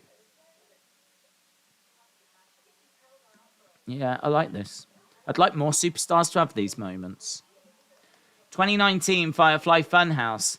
Yes, but I remember doing those watch-alongs and on a very regular basis saying that the Firefly Funhouse was the only thing of value on the show.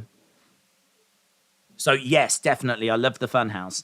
But I can remember we're doing the watch-alongs going, like, there was literally just the Funhouse and everything else you could have left. Right, here is Nikita Lyons. Where's the simps? Where's the simps? Simps, your queen is here. Not me. Not me. I mean, I can be. I'm quite happy to be. Nikita and it's a 6-woman tag in it. I'll just write that instead. 6-woman tag. Nikita, Zoe Starks, Alba Fire. I thought she's involved, isn't she? I hope Kaden Carter makes it. I've always been a fan of her. What about Katana Chance? Don't you want her to make it, LSW? LSW, please respond. Are you saying that you only want Kaden Carter to make it? You don't like Katana Chance? That's what I've taken from it. This is just a tag, actually. It's not 6 women. It's 4 women. It's a 4-woman tag. Nikita and Zoe versus Toxic. I've not met the Queen yet, said John. Well, bad news, mate. Bad news. This is the #1 contenders match. I spell words out how they sound. Fair play, Edward. I was only joking. It was a joke. The joke was about, like, let's not bully each other. And then I thought, won't it be fun if I now take this moment to bully someone in the community, and that contradiction of me saying don't bully, but then at the same time me doing it, I think we could find some humor in that. And so that's what I went for. Did it work? We'll never know. But it did. It did definitely work. Sonny said, I ought to complain to Spotify for you not being named this week's hottest single. Oh, that's a great line. That's a great line. Imagine if you used that in a club. Hey, I noticed you from over there. I just wanted to ask, are you I can't even say it. Spotify's hottest single? Are you Spotify's single of the week? No, do you know what? Even as I'm saying it now, I'd be like, abort. It's too cheesy. I couldn't even get it out. It's too cheesy. If someone came over and delivered it with confidence, I'd be like, oh, damn, that's a good line. That's a good line, that is. But if I try and do it, I can't do it. Are you Spotify's cheesy single of the week? Nikita colliding into JC Jane. People get offended easily, says Wes. Thank you, Daze, says Sonny. Daze, did you get my email? I'm drowning in emails. I am drowning in emails. I sent you something interesting. His face, not the Fiend, is in a segment. No one is talking about it, but it is there. It is there. His face was in a segment. No one's talking about it. Where was his face? I'll have to go through this.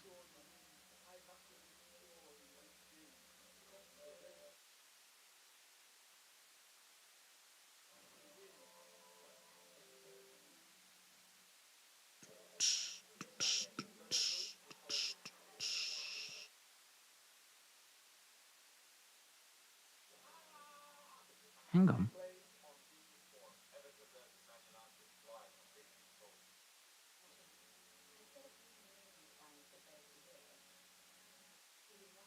How wild is that? How wild is that?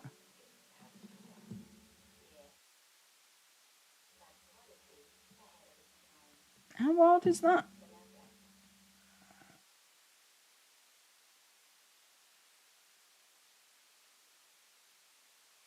Who I've got an email from?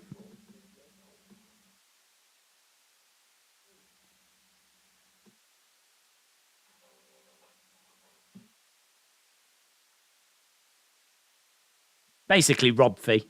It won't zoom it. But isn't that the name of the dude that just got hired for long-term booking?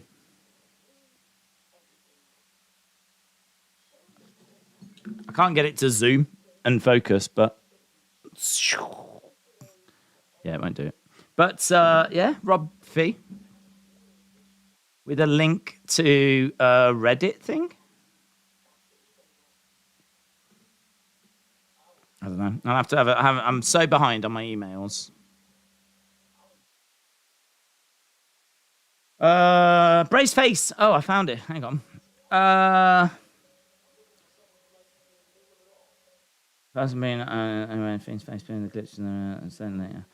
It's been covered everywhere, dudes. To be honest, it's in a theory video and it's in a lot of places. So yeah, it's the one that's behind Alexa. Again, no, I keep saying it. I appreciate people sending stuff in.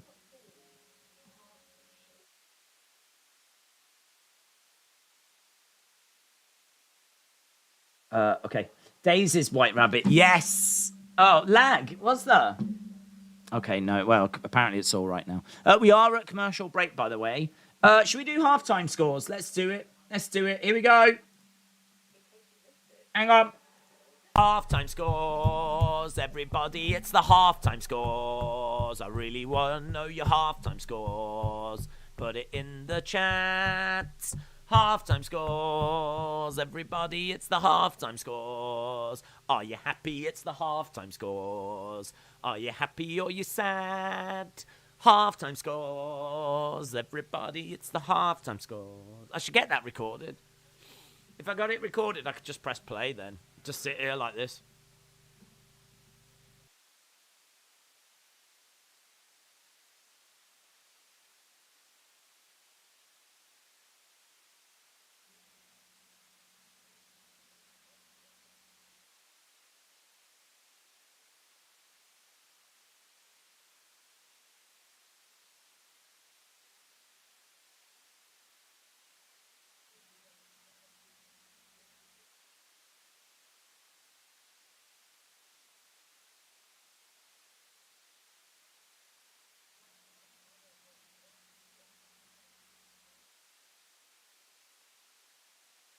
Okay, I've just read your thing again, your email. You said not Fiend's face, but Bray's face appears.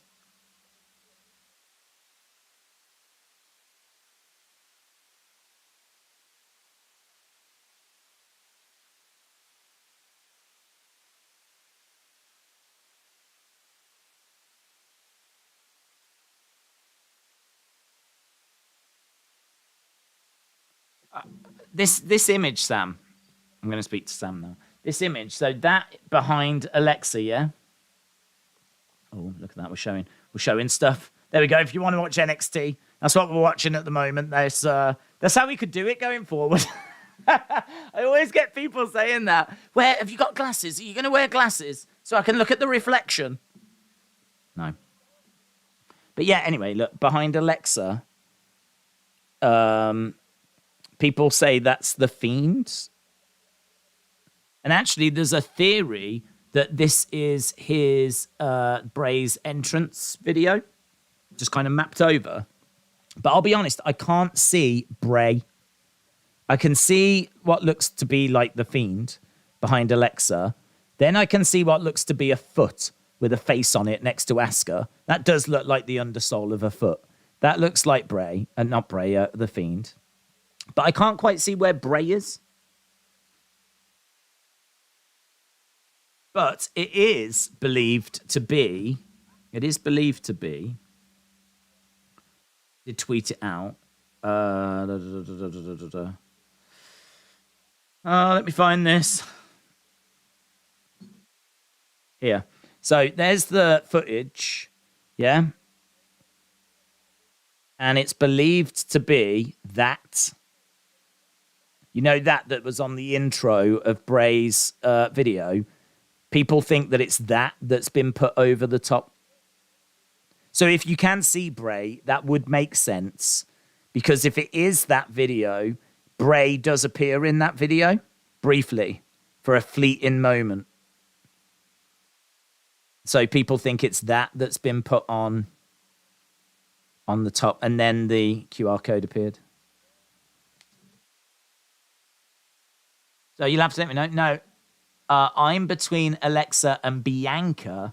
I'll send it again with a circle around it. You're Alexa and Bianca.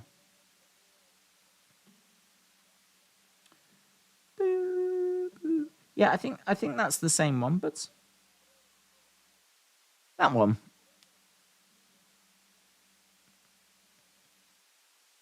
See, that looks like Fiend to me.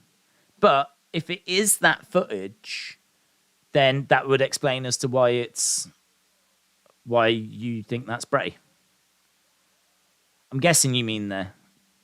But I'll have a look at your image when you send it through. So he starts is in. Big forearm strike. Fast-paced action in this one. I like that. Like a crotch chop there by JC Jane. JC going against the ropes, tripped over. One of the images looks like a giant grasshopper. Kicked by Zoe. Nikita over the top.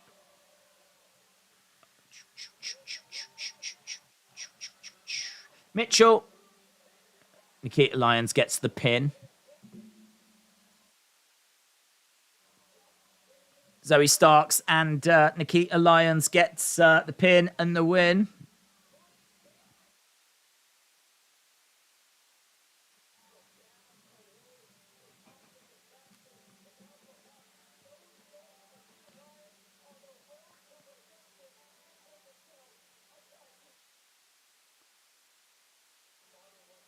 Okay, we've just got the Tag Champs backstage.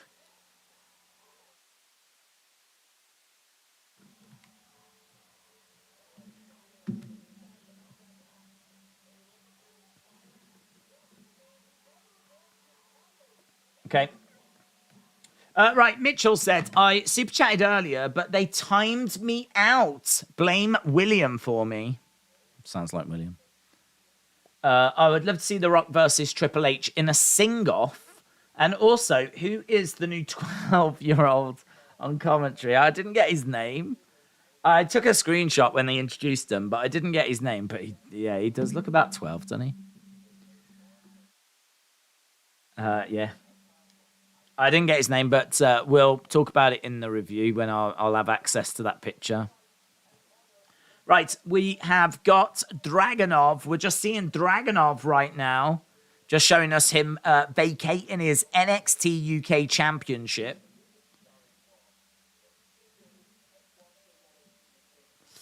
Daze, would you say was worse, WWF in 94 or WWE in 2020?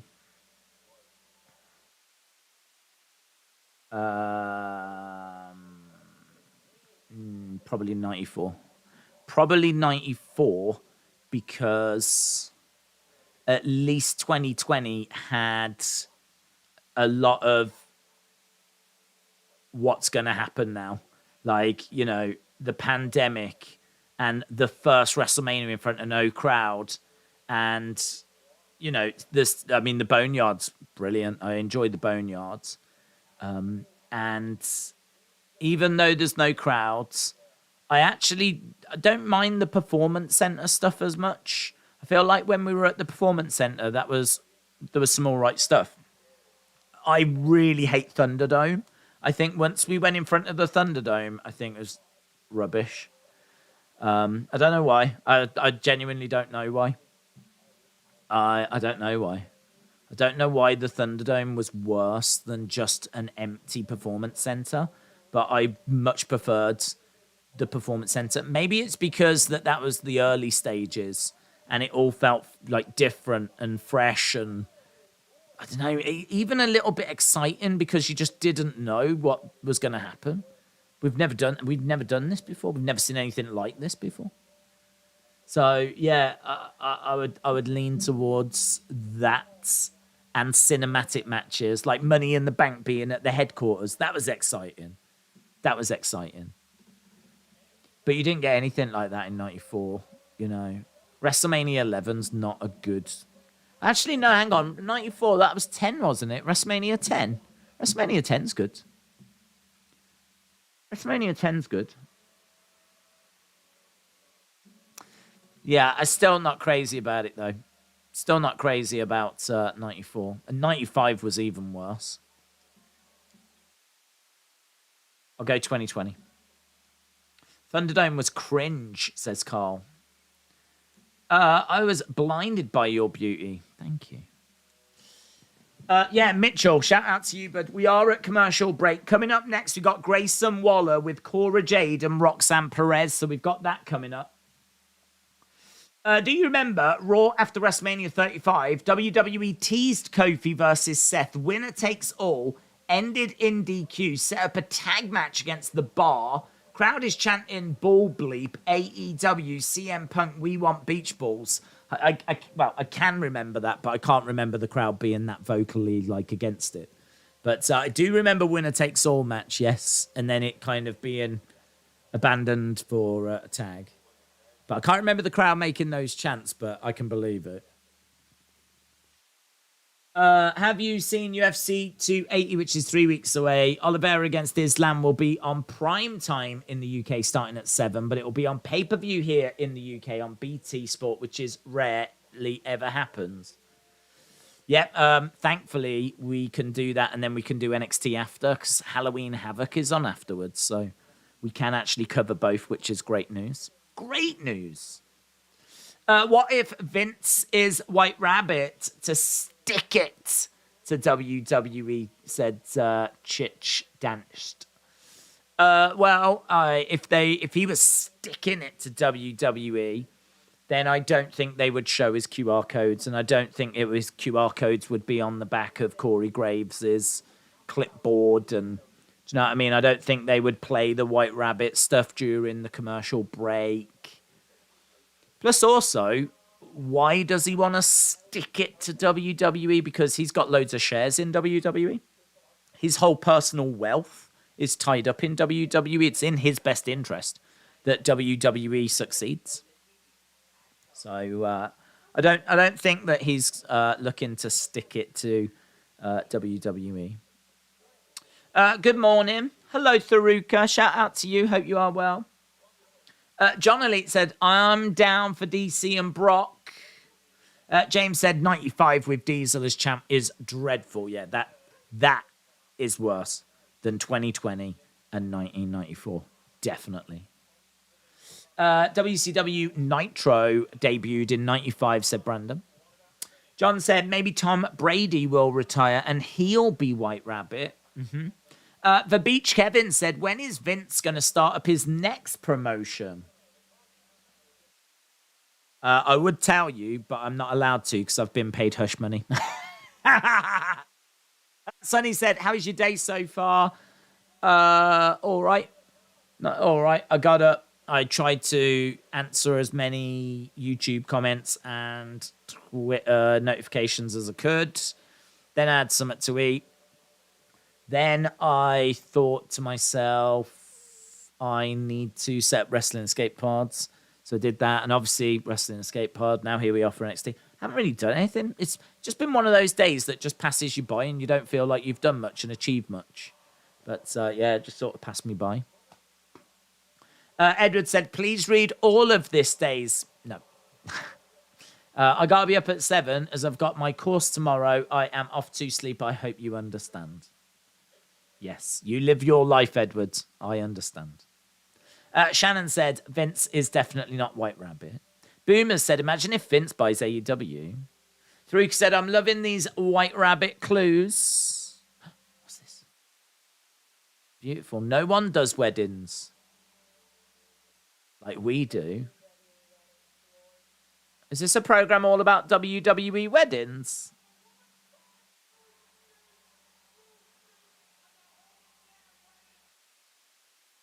This is awesome. The most awesome weddings streaming on Peacock. That looks fun. Right, here we go then. It's the Grayson Waller effect. And it's going to be with Cora Jade and Roxanne Perez.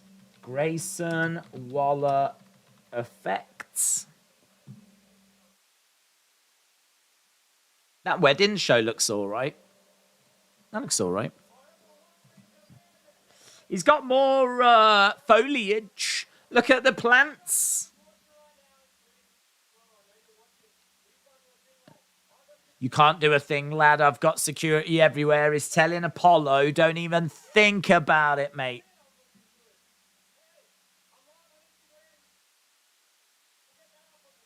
He said, I'm live on Instagram.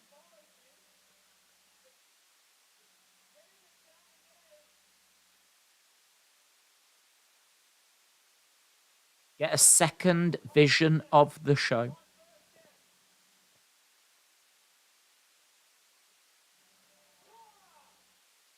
My first guest is the Tony Hawk of NXT, Cora Jade. So Cora Jade making her way down.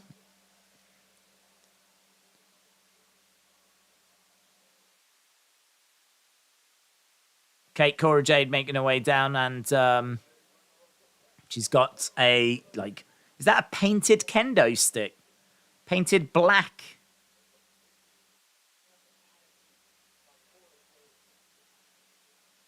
So much better as a heel. So much better.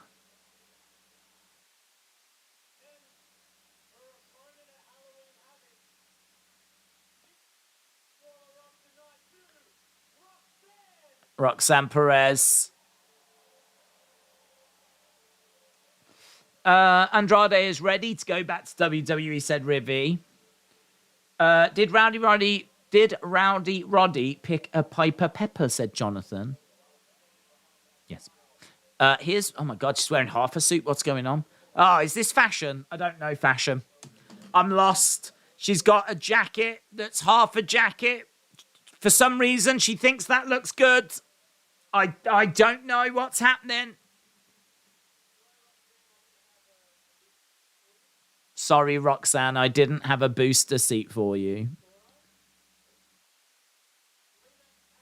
Why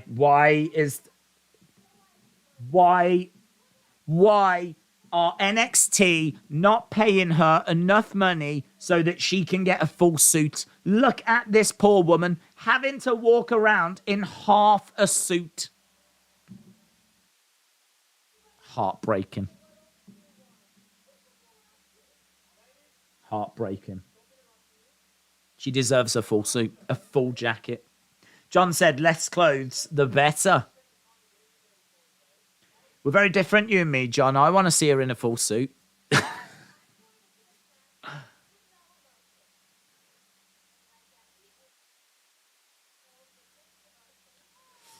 Roxanne says she's going into this match with no emotion, unlike Heatwave, where she had mixed emotion.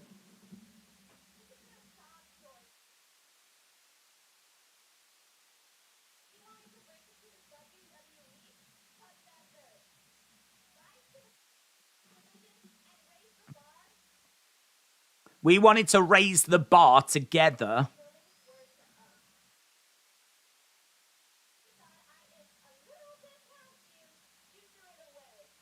As soon as you thought I'd inched just a little bit past you, you threw it away.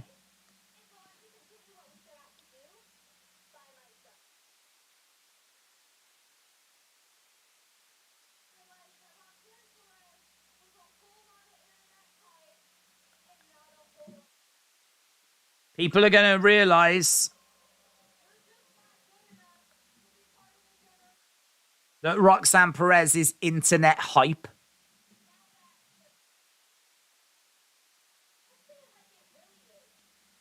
This is interesting. For one whole year, you put on this nice girl act. And as soon as you realize no one was buying it, you blame me.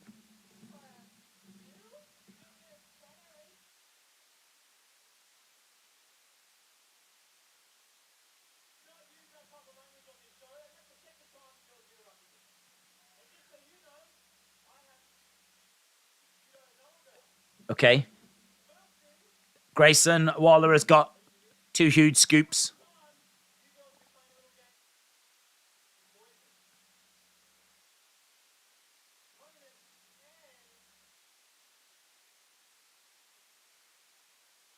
Oh, wow. Wow, that's cool. The whole roster is available. That's interesting.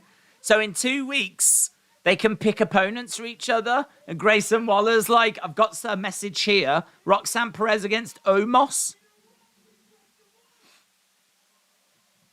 That's such an interesting idea. You can pick an opponent for your opponent.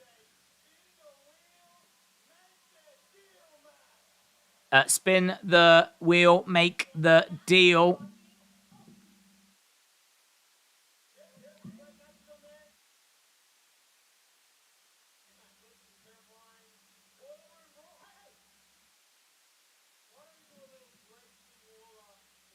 Are we going to do that wheel now?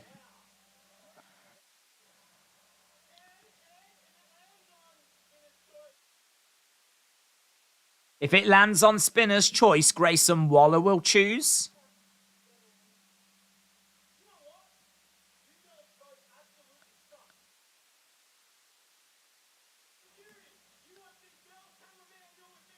Okay, Grayson Waller's going to go and spin the wheel. So, looks like we're going to spin the wheel, make the deal.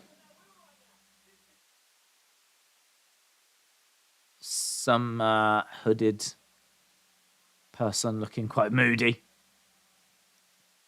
Grayson Waller's having a little look.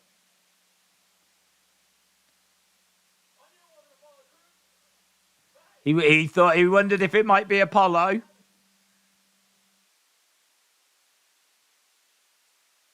He wants coal miner's glove. He's chanting for that. The wheel is spinning. So this is going to be a weapons wild match. Wild match. What was insane asylum matches on there? What's an insane asylum match? What's an insane asylum? Is that a match in an insane asylum? I mean, I feel like it probably is. I feel like it, thinking about it, that's exactly what it probably is. So we're going to get a weapons wild match. I really hope that they don't rip the one side of suit that she's got. Apollo is behind Grayson Waller. Apollo is dragging Grayson Waller under the ring. Waller has been dragged underneath the ring by Apollo. Roxanne Perez is trying to get at Cora Jade. Cora Jade is being held back. We know that in a couple of weeks, these two are going to face against randomly, well, not randomly chosen, but hand-picked opponents. Oh my God, what's happened to his eyes? What's he done to his eyes?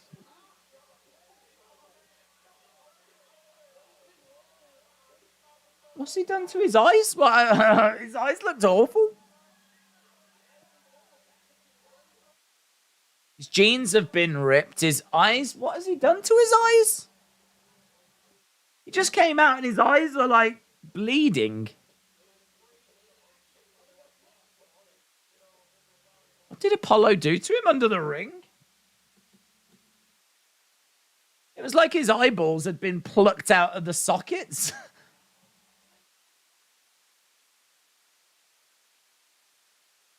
Apollo blinded him.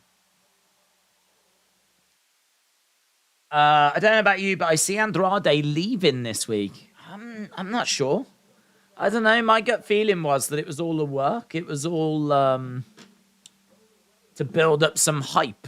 Like, is he going to have a match with Sammy? And they're just trying to get a bit of attention. I don't know. They might have seen like what White Rabbit has been doing, and they might have wanted like a piece of it. I don't know. I couldn't quite get a read of it. I couldn't get a read if it was real or not.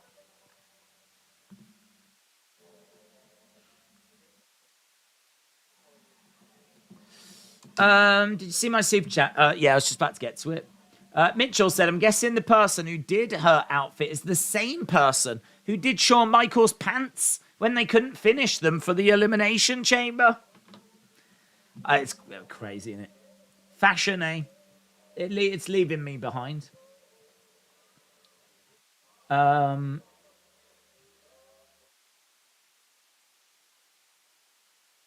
Gacy put a rabbit emoji in the Instagram thing. That's interesting. Big boy Dally. Sending me that. Appreciate it. I want to find a picture of Grayson Waller. I wonder if someone's got like a real good picture of Grayson Waller's eyes. I just tried to get a good picture. I didn't get the best picture. I think I got something that I can use for our review later, but it wasn't the best picture. Normally on Twitter, someone tends to get a pretty good screenshot, you know? I joined Grayson Waller and appeared on screen for the live audience. No one on Twitter's got a good picture yet. It was pretty moody when he came out. It looked like his eyeballs had been plucked out of the socket.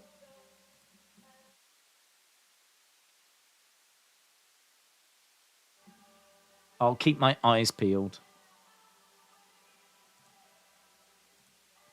Not seen anything official on it, but seems legit. Real Sammy has been peeing off a lot of people, says James. Daze, don't say that you're not a fashion icon.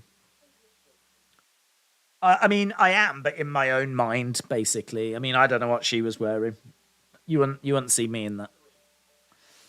Did you check the UK Timmy's menus that I tweeted you? I did, yes, but I don't know. I mean, it just looked like pretty standard stuff, to be honest. I was looking for a recommendation. I was looking for a, you should get this. You should try this. Not the menu.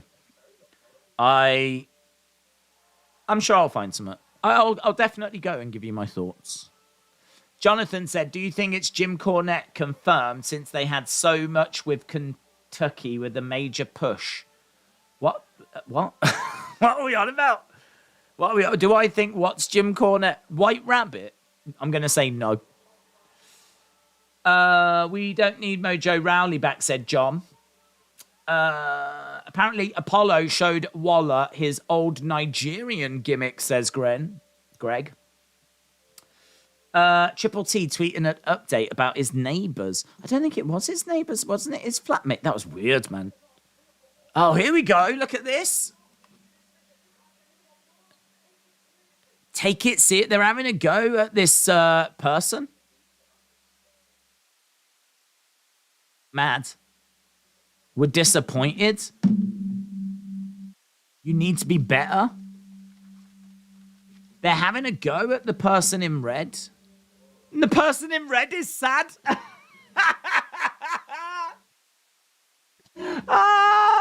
This mystery person in a red hood has just been told off and just went. Just put their head down. Oh wow, there we go. This is dead, isn't it? Breaking news: scary mystery person in a mask gets told off and sulks. You need. I'm not mad. I'm disappointed. Mystery person. Oh my god. Little Red Riding Hoods told off. That's I feel like that should be the title for the review.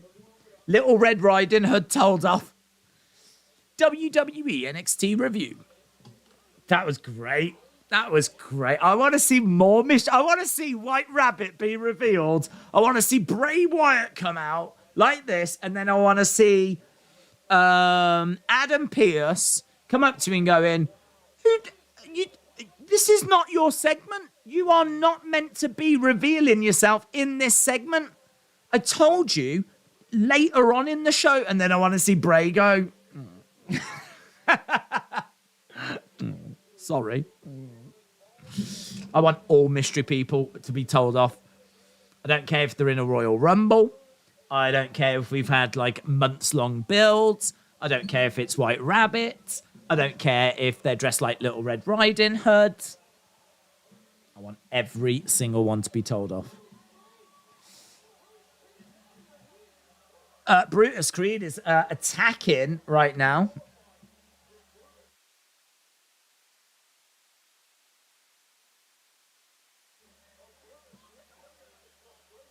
Brutus Creed is going crazy on Duke Hudson.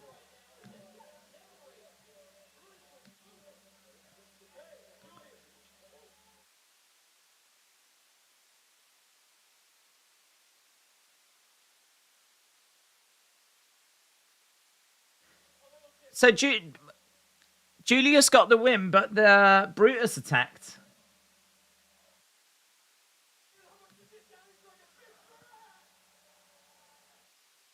We've got Damon Kemp up in the stand.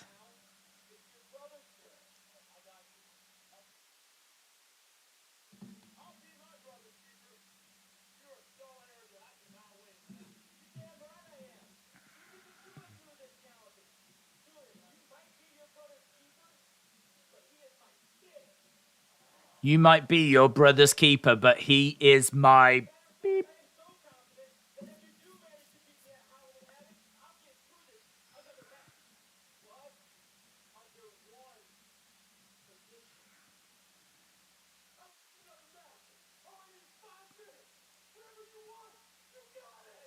Brutus said, I don't need another match. I just need 5 minutes. I'm kind of into this story.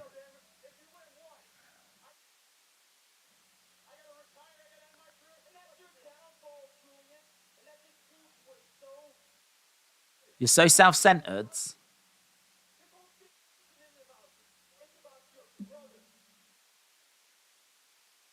I've got things I want to accomplish. I don't want to have to look over my shoulder for you two.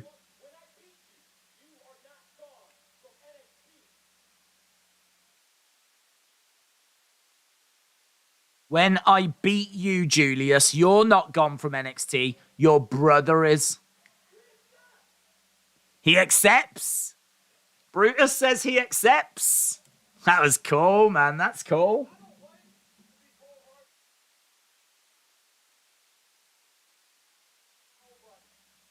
That was cool.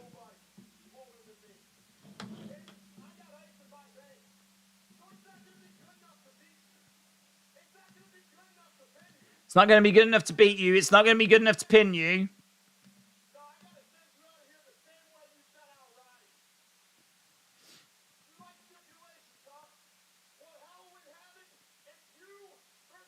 You, me. Ambulance match. Ambulance match. You versus me in an ambulance match. Damn, you don't get that in NXT, do you? I mean...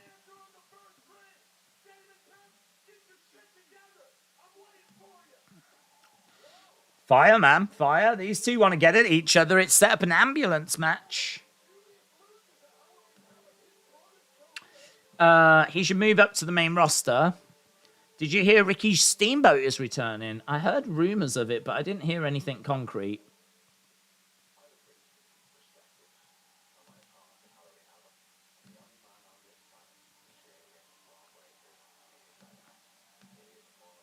Okay. An ambulance match, yeah, very unusual for NXT. I don't think I've ever seen an ambulance match in NXT.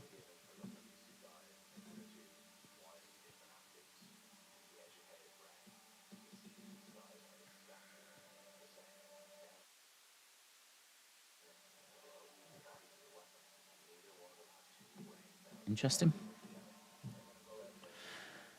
Brutus Sacks, right.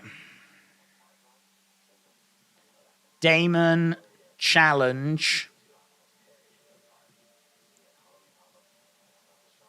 to Julius. It's going to be an ambulance match. And if Julius loses, Brutus is gone.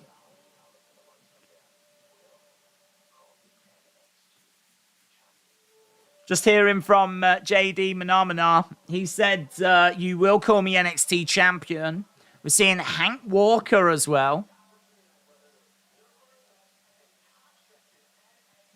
This is your first match as a contracted NXT superstar.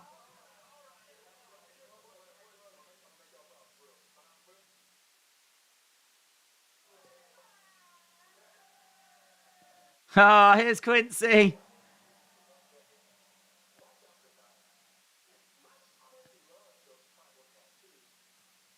Quincy, man, look at Quincy. He's got like a sick necklace. It's like a devil emoji.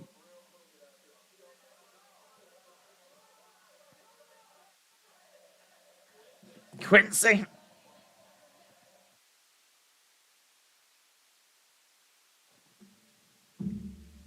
Channeling my inner Quincy. A meat wagon match. We don't have Timmy's Cheeseburgers on our menu. Only the UK does. Assis says, Daze, this month is the 25th anniversary of Hell in a Cell debut of Kane. Fiend will attack, not Riddle. Get it, Riddle, Randy Orton's little brother. It's why they're holding Randy out, says Assis. I like Quincy, says Shannon. Bray got a new bio. Bray changed his Twitter bio. Does it say, I'll see you on Saturday? See you Saturday. Bray Wyatt. Where are you, mates?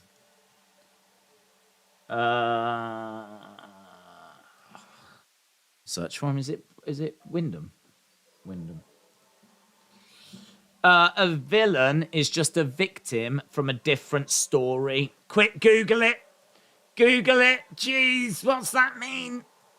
A villain is a victim from a different story. Is that from the 2021 Fiend movie? I hope so. It's a quote. No. A villain is victim. What? A villain is just a victim from a different story. I can't find that quote. I can find something similar, but I can't find that exactly. Perhaps that's a Bray Wyatt original. I would like to think that's been taken from the 2021 movie classic, The Fiend, to be honest. That's what I'm hoping. A villain is a victim from a different story.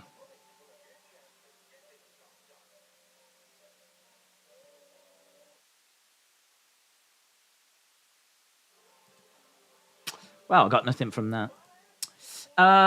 It'll be Wyndham. That's his new name, Rotunda White. It totally says see you on Saturday. See you Saturday. Guy, does it say, guys, I'm White Rabbit and I'll be at Extreme Rules? The riddles lead to riddle. Fiend takes him out first, luring Orton back. Villain is a word in the Extreme Rules theme song, said Byron. Maybe it's a quote from the movie Bray did that's not come out yet. Maybe. That's the different angle to a common saying. Even the nicest person is a villain in someone's story. Yeah, I can find quotes similar, but I cannot find a quote that is identical to that.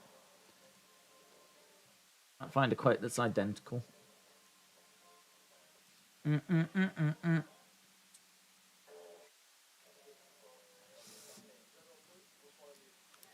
1953, Swanson was basically forced to invent TV dinners because they had around 260 tons of leftover frozen Thanksgiving turkeys and needed a way to get rid of them. What the hell is Swanson?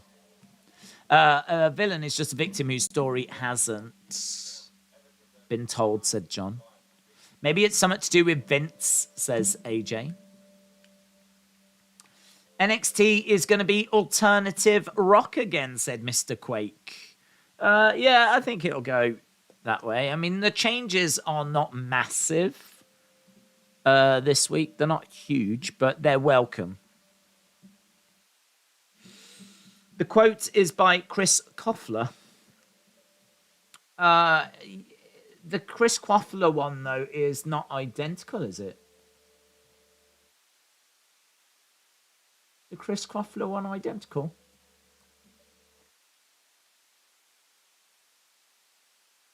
Chris Koffler. How's that?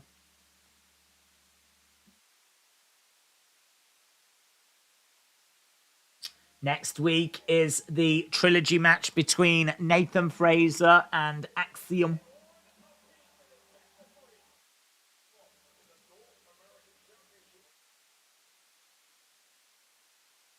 Yeah, his quote is just a little different. The Chris Koffler one, what the world fails to realize is that a villain is just a victim whose story hasn't been told. That's not what Bray says. Bray said a villain is just a victim from a different story. I feel like it's important that the wording isn't exactly the same.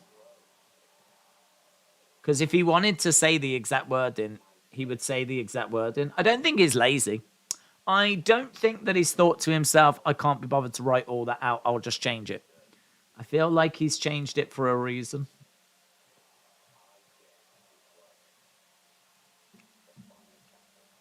What's that reason? Daze is just purposefully turning on Austin. It's from a book called The Wishing Spell that came out in 2012. Wishing Spell. 2012.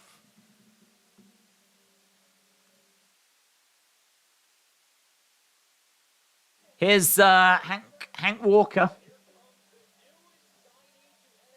No, that's Chris Koffler again. Are we just going around in circles?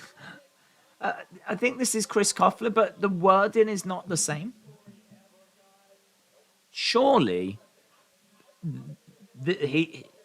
if he was going to take this quote, he would write it verbatim. No, I'm not buying that. I don't think it is that. Well, it's a very similar quote, yes, undoubtedly. But I think if he wanted to write that quote, he would write it word for word. I don't think he's got a character limit. I don't think that's the problem.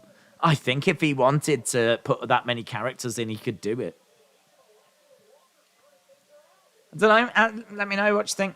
Why has he written something so similar but different?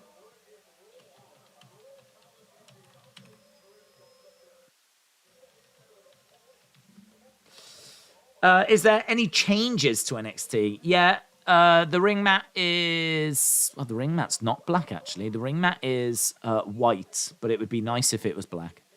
The ring ropes are white. The colour scheme is gold and black. Bit of white in there as well. There's a lot more room around ringside, which is a lot better. So, yeah, not loads of changes, but a few changes. We've got about 20 minutes to go. And guys, don't forget, there's always an overrun. Come on. Every week you guys forget about the overrun. Every single week. But there's an overrun with NXT. Right, so we're underway with this. After this, we've got Brawling Brutes against Pretty Deadly. Well, I think that's next. That will be our main event. Here's Hank Walker. Hank Walker firing up. Charging over. Collides into XY Zion Quinn. Yeah, it is next. There's a little graphic saying Pretty Deadly against Brawling Brutes. Next. I got to change all the thumbnail and everything because it's not this colour splatter anymore, is it? It's a different world we live in now. Hank Walker charging over. He's got a bit of timber on Hank Walker. Down goes Hank Walker. XY Zion 2 gets the win. Oh my God, unbelievable. XY Zion Quinn beats Hank Walker. He's going for Superman punch, is it? Of some kind. Here's Quincy. Here's Quincy Elliott. Super Diva. Super Diva in the ring. Super Diva keeping Zion Quinn back. What's cuter than a boy and his scooter? Oh, he gives Hank William a little fret. Loving that from Quincy.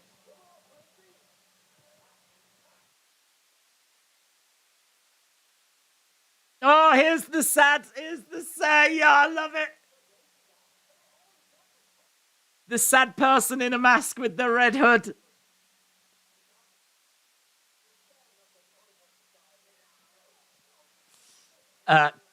Cameron Grimes was talking to the hooded sad person backstage.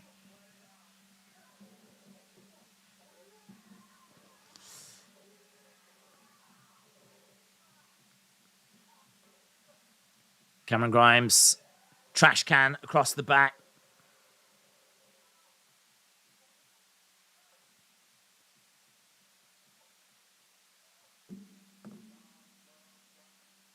Job well done.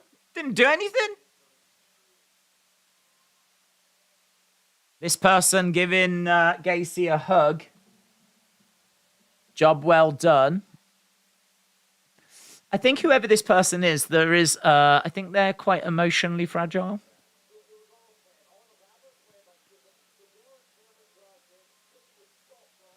It was all a plan. It was all a trick.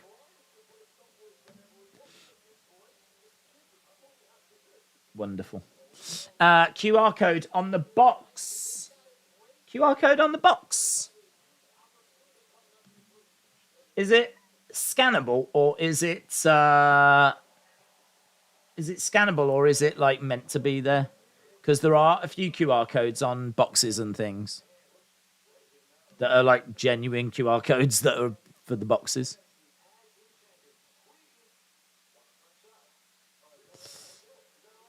There was QR codes. Yeah, but is it scannable? Is it scannable? I was too busy laughing at the person in the red hood. Have a look.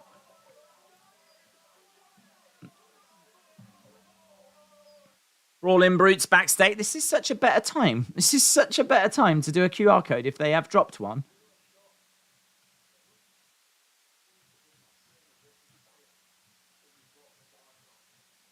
If there was, feel free to send it over. I was not expecting one tonight, and I said that earlier.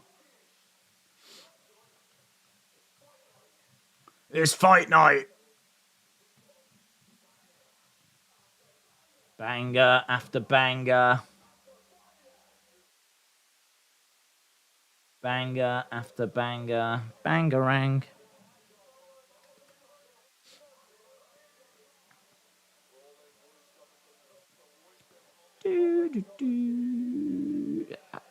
I've put QR in and no one's talking about it on Twitter.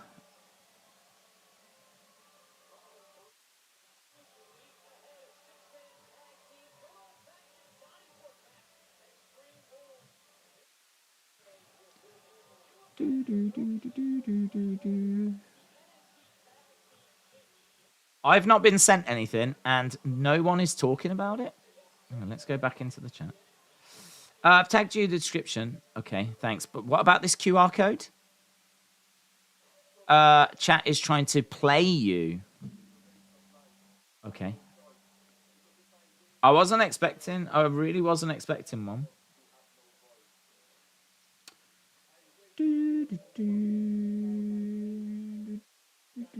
I didn't see a QR code. If there was a QR code, it wouldn't be scannable. I'm checking Twitter. I've sent you a picture of it. You've sent me a picture of it.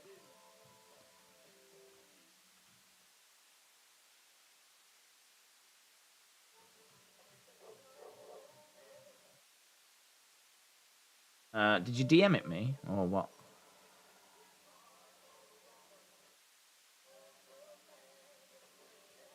I've got nothing in my DMs, and I can't see any images.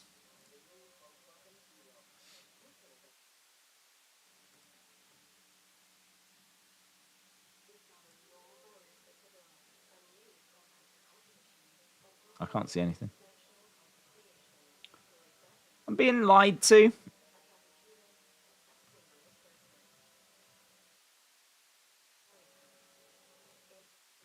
There wasn't one. I didn't see one. Okay. Maybe John Cena will be White Rabbit. There was no QR codes.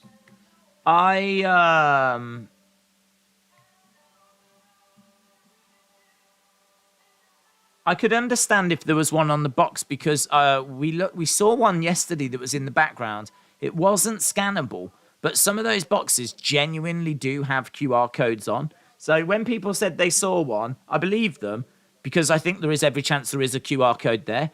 But I bet it's not White Rabbit, and I bet it's not scannable, and I bet it's not connected. But until I see it, whatever it is, I can't say, can I? I think there's a chance, and I could be wrong, but I think there's a chance people genuinely did see a QR code. But I bet it's a QR code that's used for actual real purposes, and it's not like White Rabbit. All I can tell you is that no one's talking about it on Twitter at the moment, anyway. Hey, I'm up for a bit of White Rabbit stuff towards the end of the show as well. Lovely.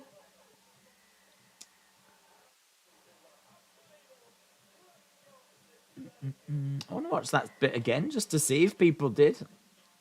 Or if I was being pranked.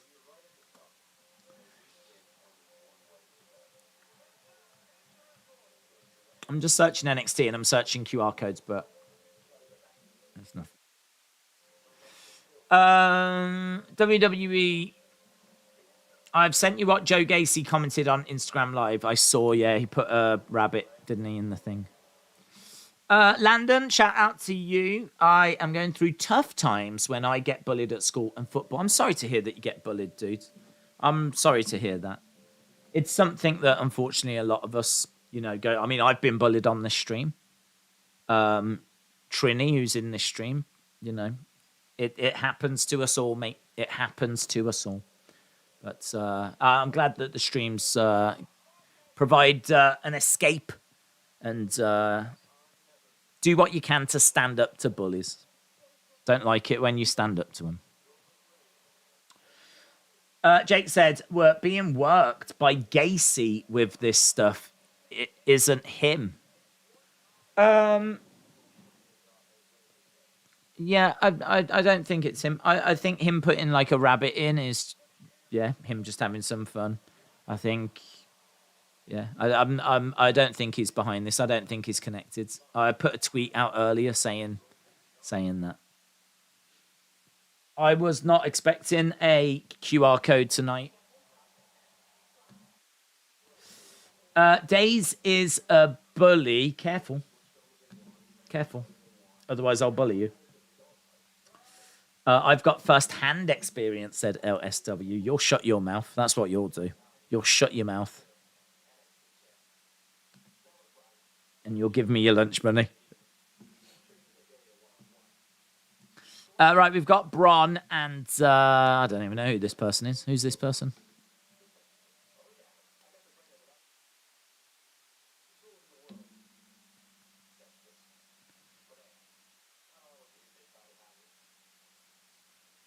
Who's he?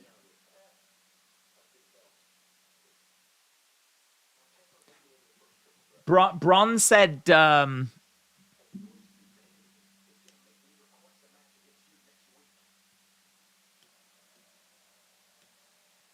Javier Bernal. So does that mean that we're getting a match between them next week? So Bron and Javier Bernal next week. Daze tried to steal my lunch money last week. It was brutal. Right, Wesley versus Stacks next week. Main event time. Guys, don't forget Overrun.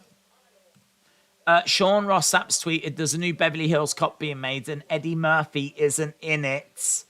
Is that code? Do we need to decode it?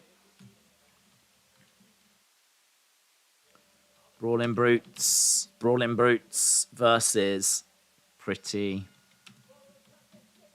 Deadly.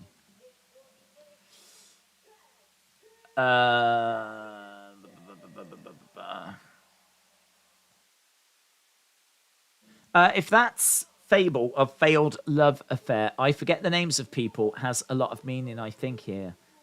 John, what are you on about? Are you all right, mate? What do you mean? What are you on about? Sonny said, Daze, get an ice cap normal and an Oreo cake donut when you go to Timmy's. Okay. Daze, the book Bray's bio is from is about twins who leave the world behind and come face to face with characters who they grew up reading about. They encounter witches and wolves. You know what my question's going to be? Is the exact line in the book?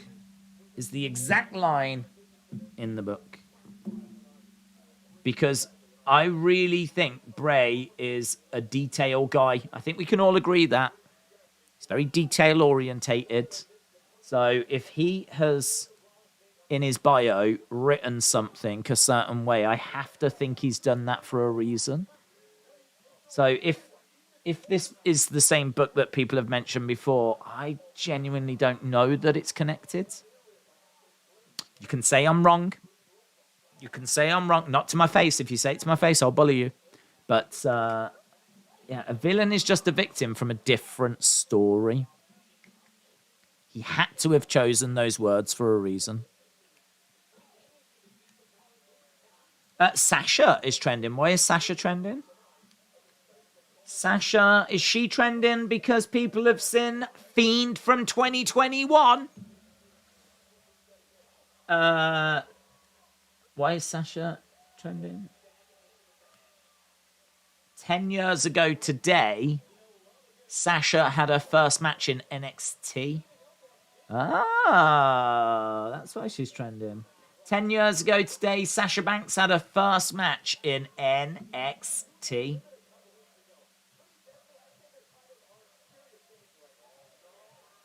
And that's enough to get her trending. Sasha stands, man. Serious. That's a serious stand-up. That is a serious stand-up. That is a stand-up that does not mess around. 55 minutes ago, Eric Redbeard Rowan sent a tweet out saying spite with sit, S-I-T in capitals, spite, but 3 letters were in capitals. It's only had 215 likes. What does that mean? Spite, S-P-I-T-E. But the S, the I, and the T sit. They're all in capitals. Oh my God. Everything's a flipping code now. Can we not just learn to say what we mean? And, you know what I mean? Just be straightforward. And everything's a code in this day and age.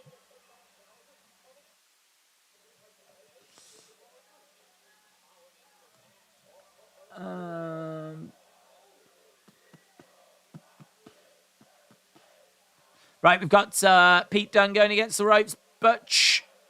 Strike to the back. Pretty deadly spill to the outline. I think we're going to commercial break.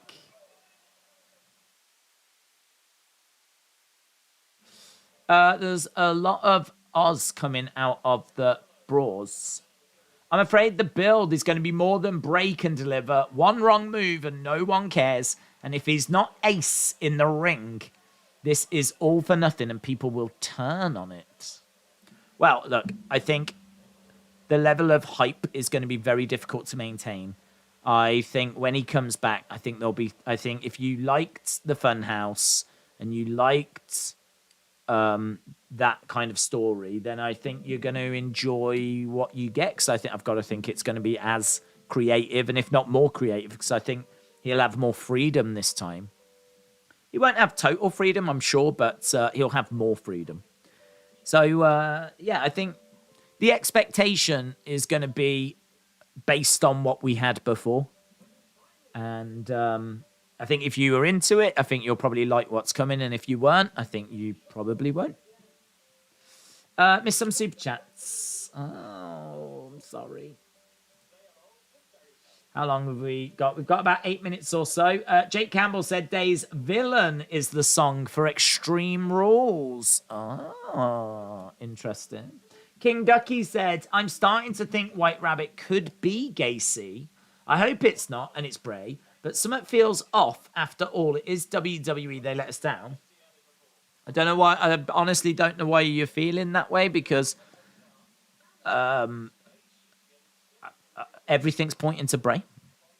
I mean, I have had an open mind from the start. I have no problems with people thinking it's someone different. I would just be interested to know why people think it's someone different, because so much has pointed to Bray at this point. So far, we've had one word that connects with Gacy, and that might not even be Joe Gacy. It could be John Wayne Gacy. So I don't know. I don't know what to tell you. I'm feeling pretty good that it's going to be Bray. And don't forget, like, you can say this is WWE. They're like used to letting us down, or we get our hopes up, then we get let down. But this is Triple H's WWE. This isn't Vince McMahon's WWE. So when you look at it from that perspective, that this is a different WWE now, I don't think that they would be doing this to, you know, disappoint you. Why would Triple H do that? Why would Triple H want to do that? One of the first things Triple H said is that he wants to please the fans and give the fans what they want. Like, that's a line he used. He wants to give the fans what they want. So why would he, in one of his very first big campaigns, tease something that so many people want and then swerve them and give them something different? I could make an argument for him doing that if he had, and I've said this before, teased Bray once, but then he also teased Corbin, and he teased Alexa, and he teased... Like, if Bray was one amongst many, then you could make an argument and say, well, he only, you know, there was a little something in there for Bray, but it was not that heavy Bray-related. This is heavy Bray-related now. This is really... Everything is pointing to Bray. I mean, we've got Samson and Delilah pictures that go back to Bray's Twitter account. There's people that think Bray's image was kind of superimposed on the show on Raw. Like, people think they can hear Funhouse sounds. You know, the whole thing goes back to Dante's Inferno. That connects to the Funhouse. And all of that's just from the most recent clue. I mean, the ones even before that had like a place called Wyndham being found. That was hidden in the clue, like an actual Wyndham place name. So, like, I just feel like there's too much at this stage. So, yeah, I will be shocked now. I've kept an open mind. I've looked at the clues. I've been on the journey. I honestly will be shocked if it doesn't go that way. I'll be honest. I said Bray from minute one, and I do hope so, because your theory videos are amazing. I love watching them. Every day, let's hope it's Bray, said King Ducky. No, I mean, look, it's. I always feel like I always feel like when I disagree with a point or something that people think that I'm, you know, being funny or something. I'm not. I really love the conversations, and that's an interesting conversation because I'll bet you anything there's people that feel the same. I'll bet you anything there's people that are watching that also think that this could be Gacy. But the conversation is, I'm not sitting here saying that you're wrong. I'm sitting here and saying, I'm interested in the conversation, but I would need some convincing as to how this is not going to be Bray, if that makes sense. So it's not a conversation of you're wrong, like, you know, that's just not me. That's just not me. I've been open-minded throughout this whole process, and I haven't been 100% anyone, and I'm still not 100% Bray. I won't get to 100%. I won't allow it, because I think there's always a chance it's Alexa, for example. There's always a chance that this is Alexa. There's always a chance that this is a swerve. So there's always a chance that it is something else. But I'm in the 90s for Bray at the moment, and I would need some heavy convincing at this point that it was going to be someone else. I think some of the people that I was really leaning towards, like, I was leaning towards it being maybe a new gimmick for Carrion, or like someone to come in and help Carrion, or maybe something for Scarlett. I was looking at that at the start. And then I was looking at Edge, because a lot of Judgment Day stuff was in there. So I was looking at them potentially Edge being in there. So these weren't like front runners. They were like, Bray's always been up there, but these have been names around. But as with the weeks have gone by, these names have been shot down and eliminated. I'm at the point where there's no one left. I mean, there's like Alexa as an outsider, and maybe someone new, but There's nothing connecting this with Gacy apart from the word Gacy that we had in the most recent clue. But I think to only take that one word and ignore the previous clues and everything else, we're just going to focus on this one part of one clue. That's kind of a bit crazy to me. Like, there's so much other stuff out there. If it was Gacy, surely there'd be a lot more connecting him to this. So, listen, a few days to find out, innit? Not long to find out. Jake said, we're being worked by Gacy. This stuff isn't him.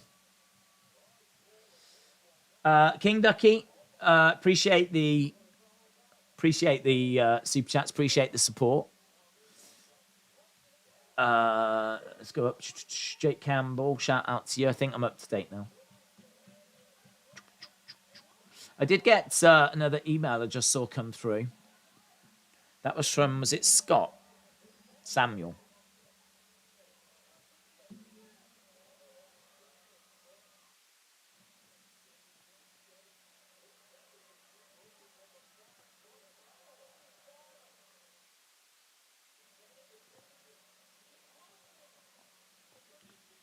Yeah, the one that Samuel has sent me about this face in the background is the face that people have been like looking at.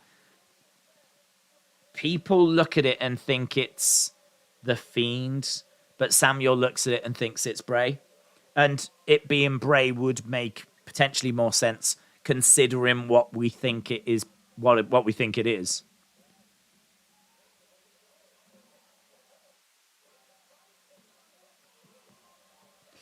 Can't wait for SmackDown and Extreme Rules, said 3 Diglets. King Ducky said, do you think Gacy is trolling everyone by hyping White Rabbit up? Yes. Yes. And I think that happens a lot.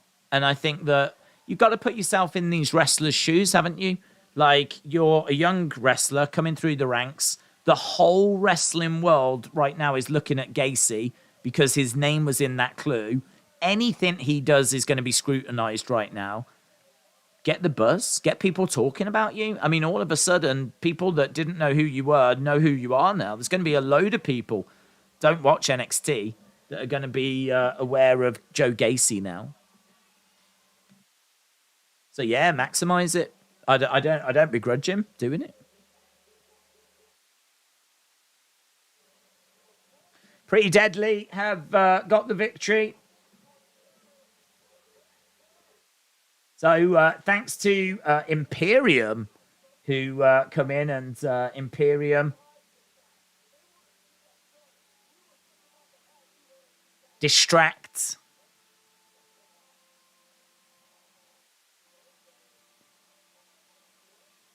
Anofi and Blade are making their way down.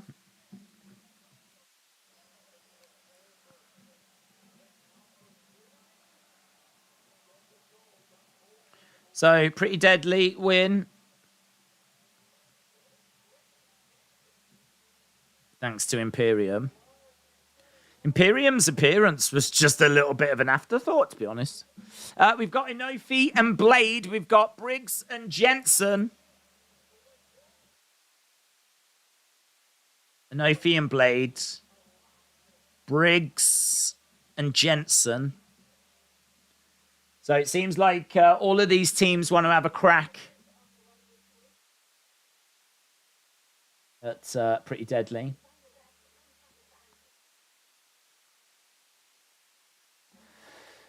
NXT Level Up. That's 2 titles Imperium have cost the Brutes. They're going to tear their heads off.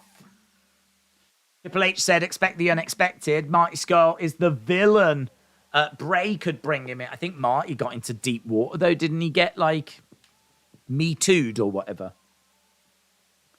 So, yeah. Scott said, a bit of a boring episode. Yeah, not the strongest, to be honest. I thought there was a few little bits in there that we had a bit of fun with, but I agree. By and large, yeah. Well, do you know what? Let's see what people think. We'll shoot off.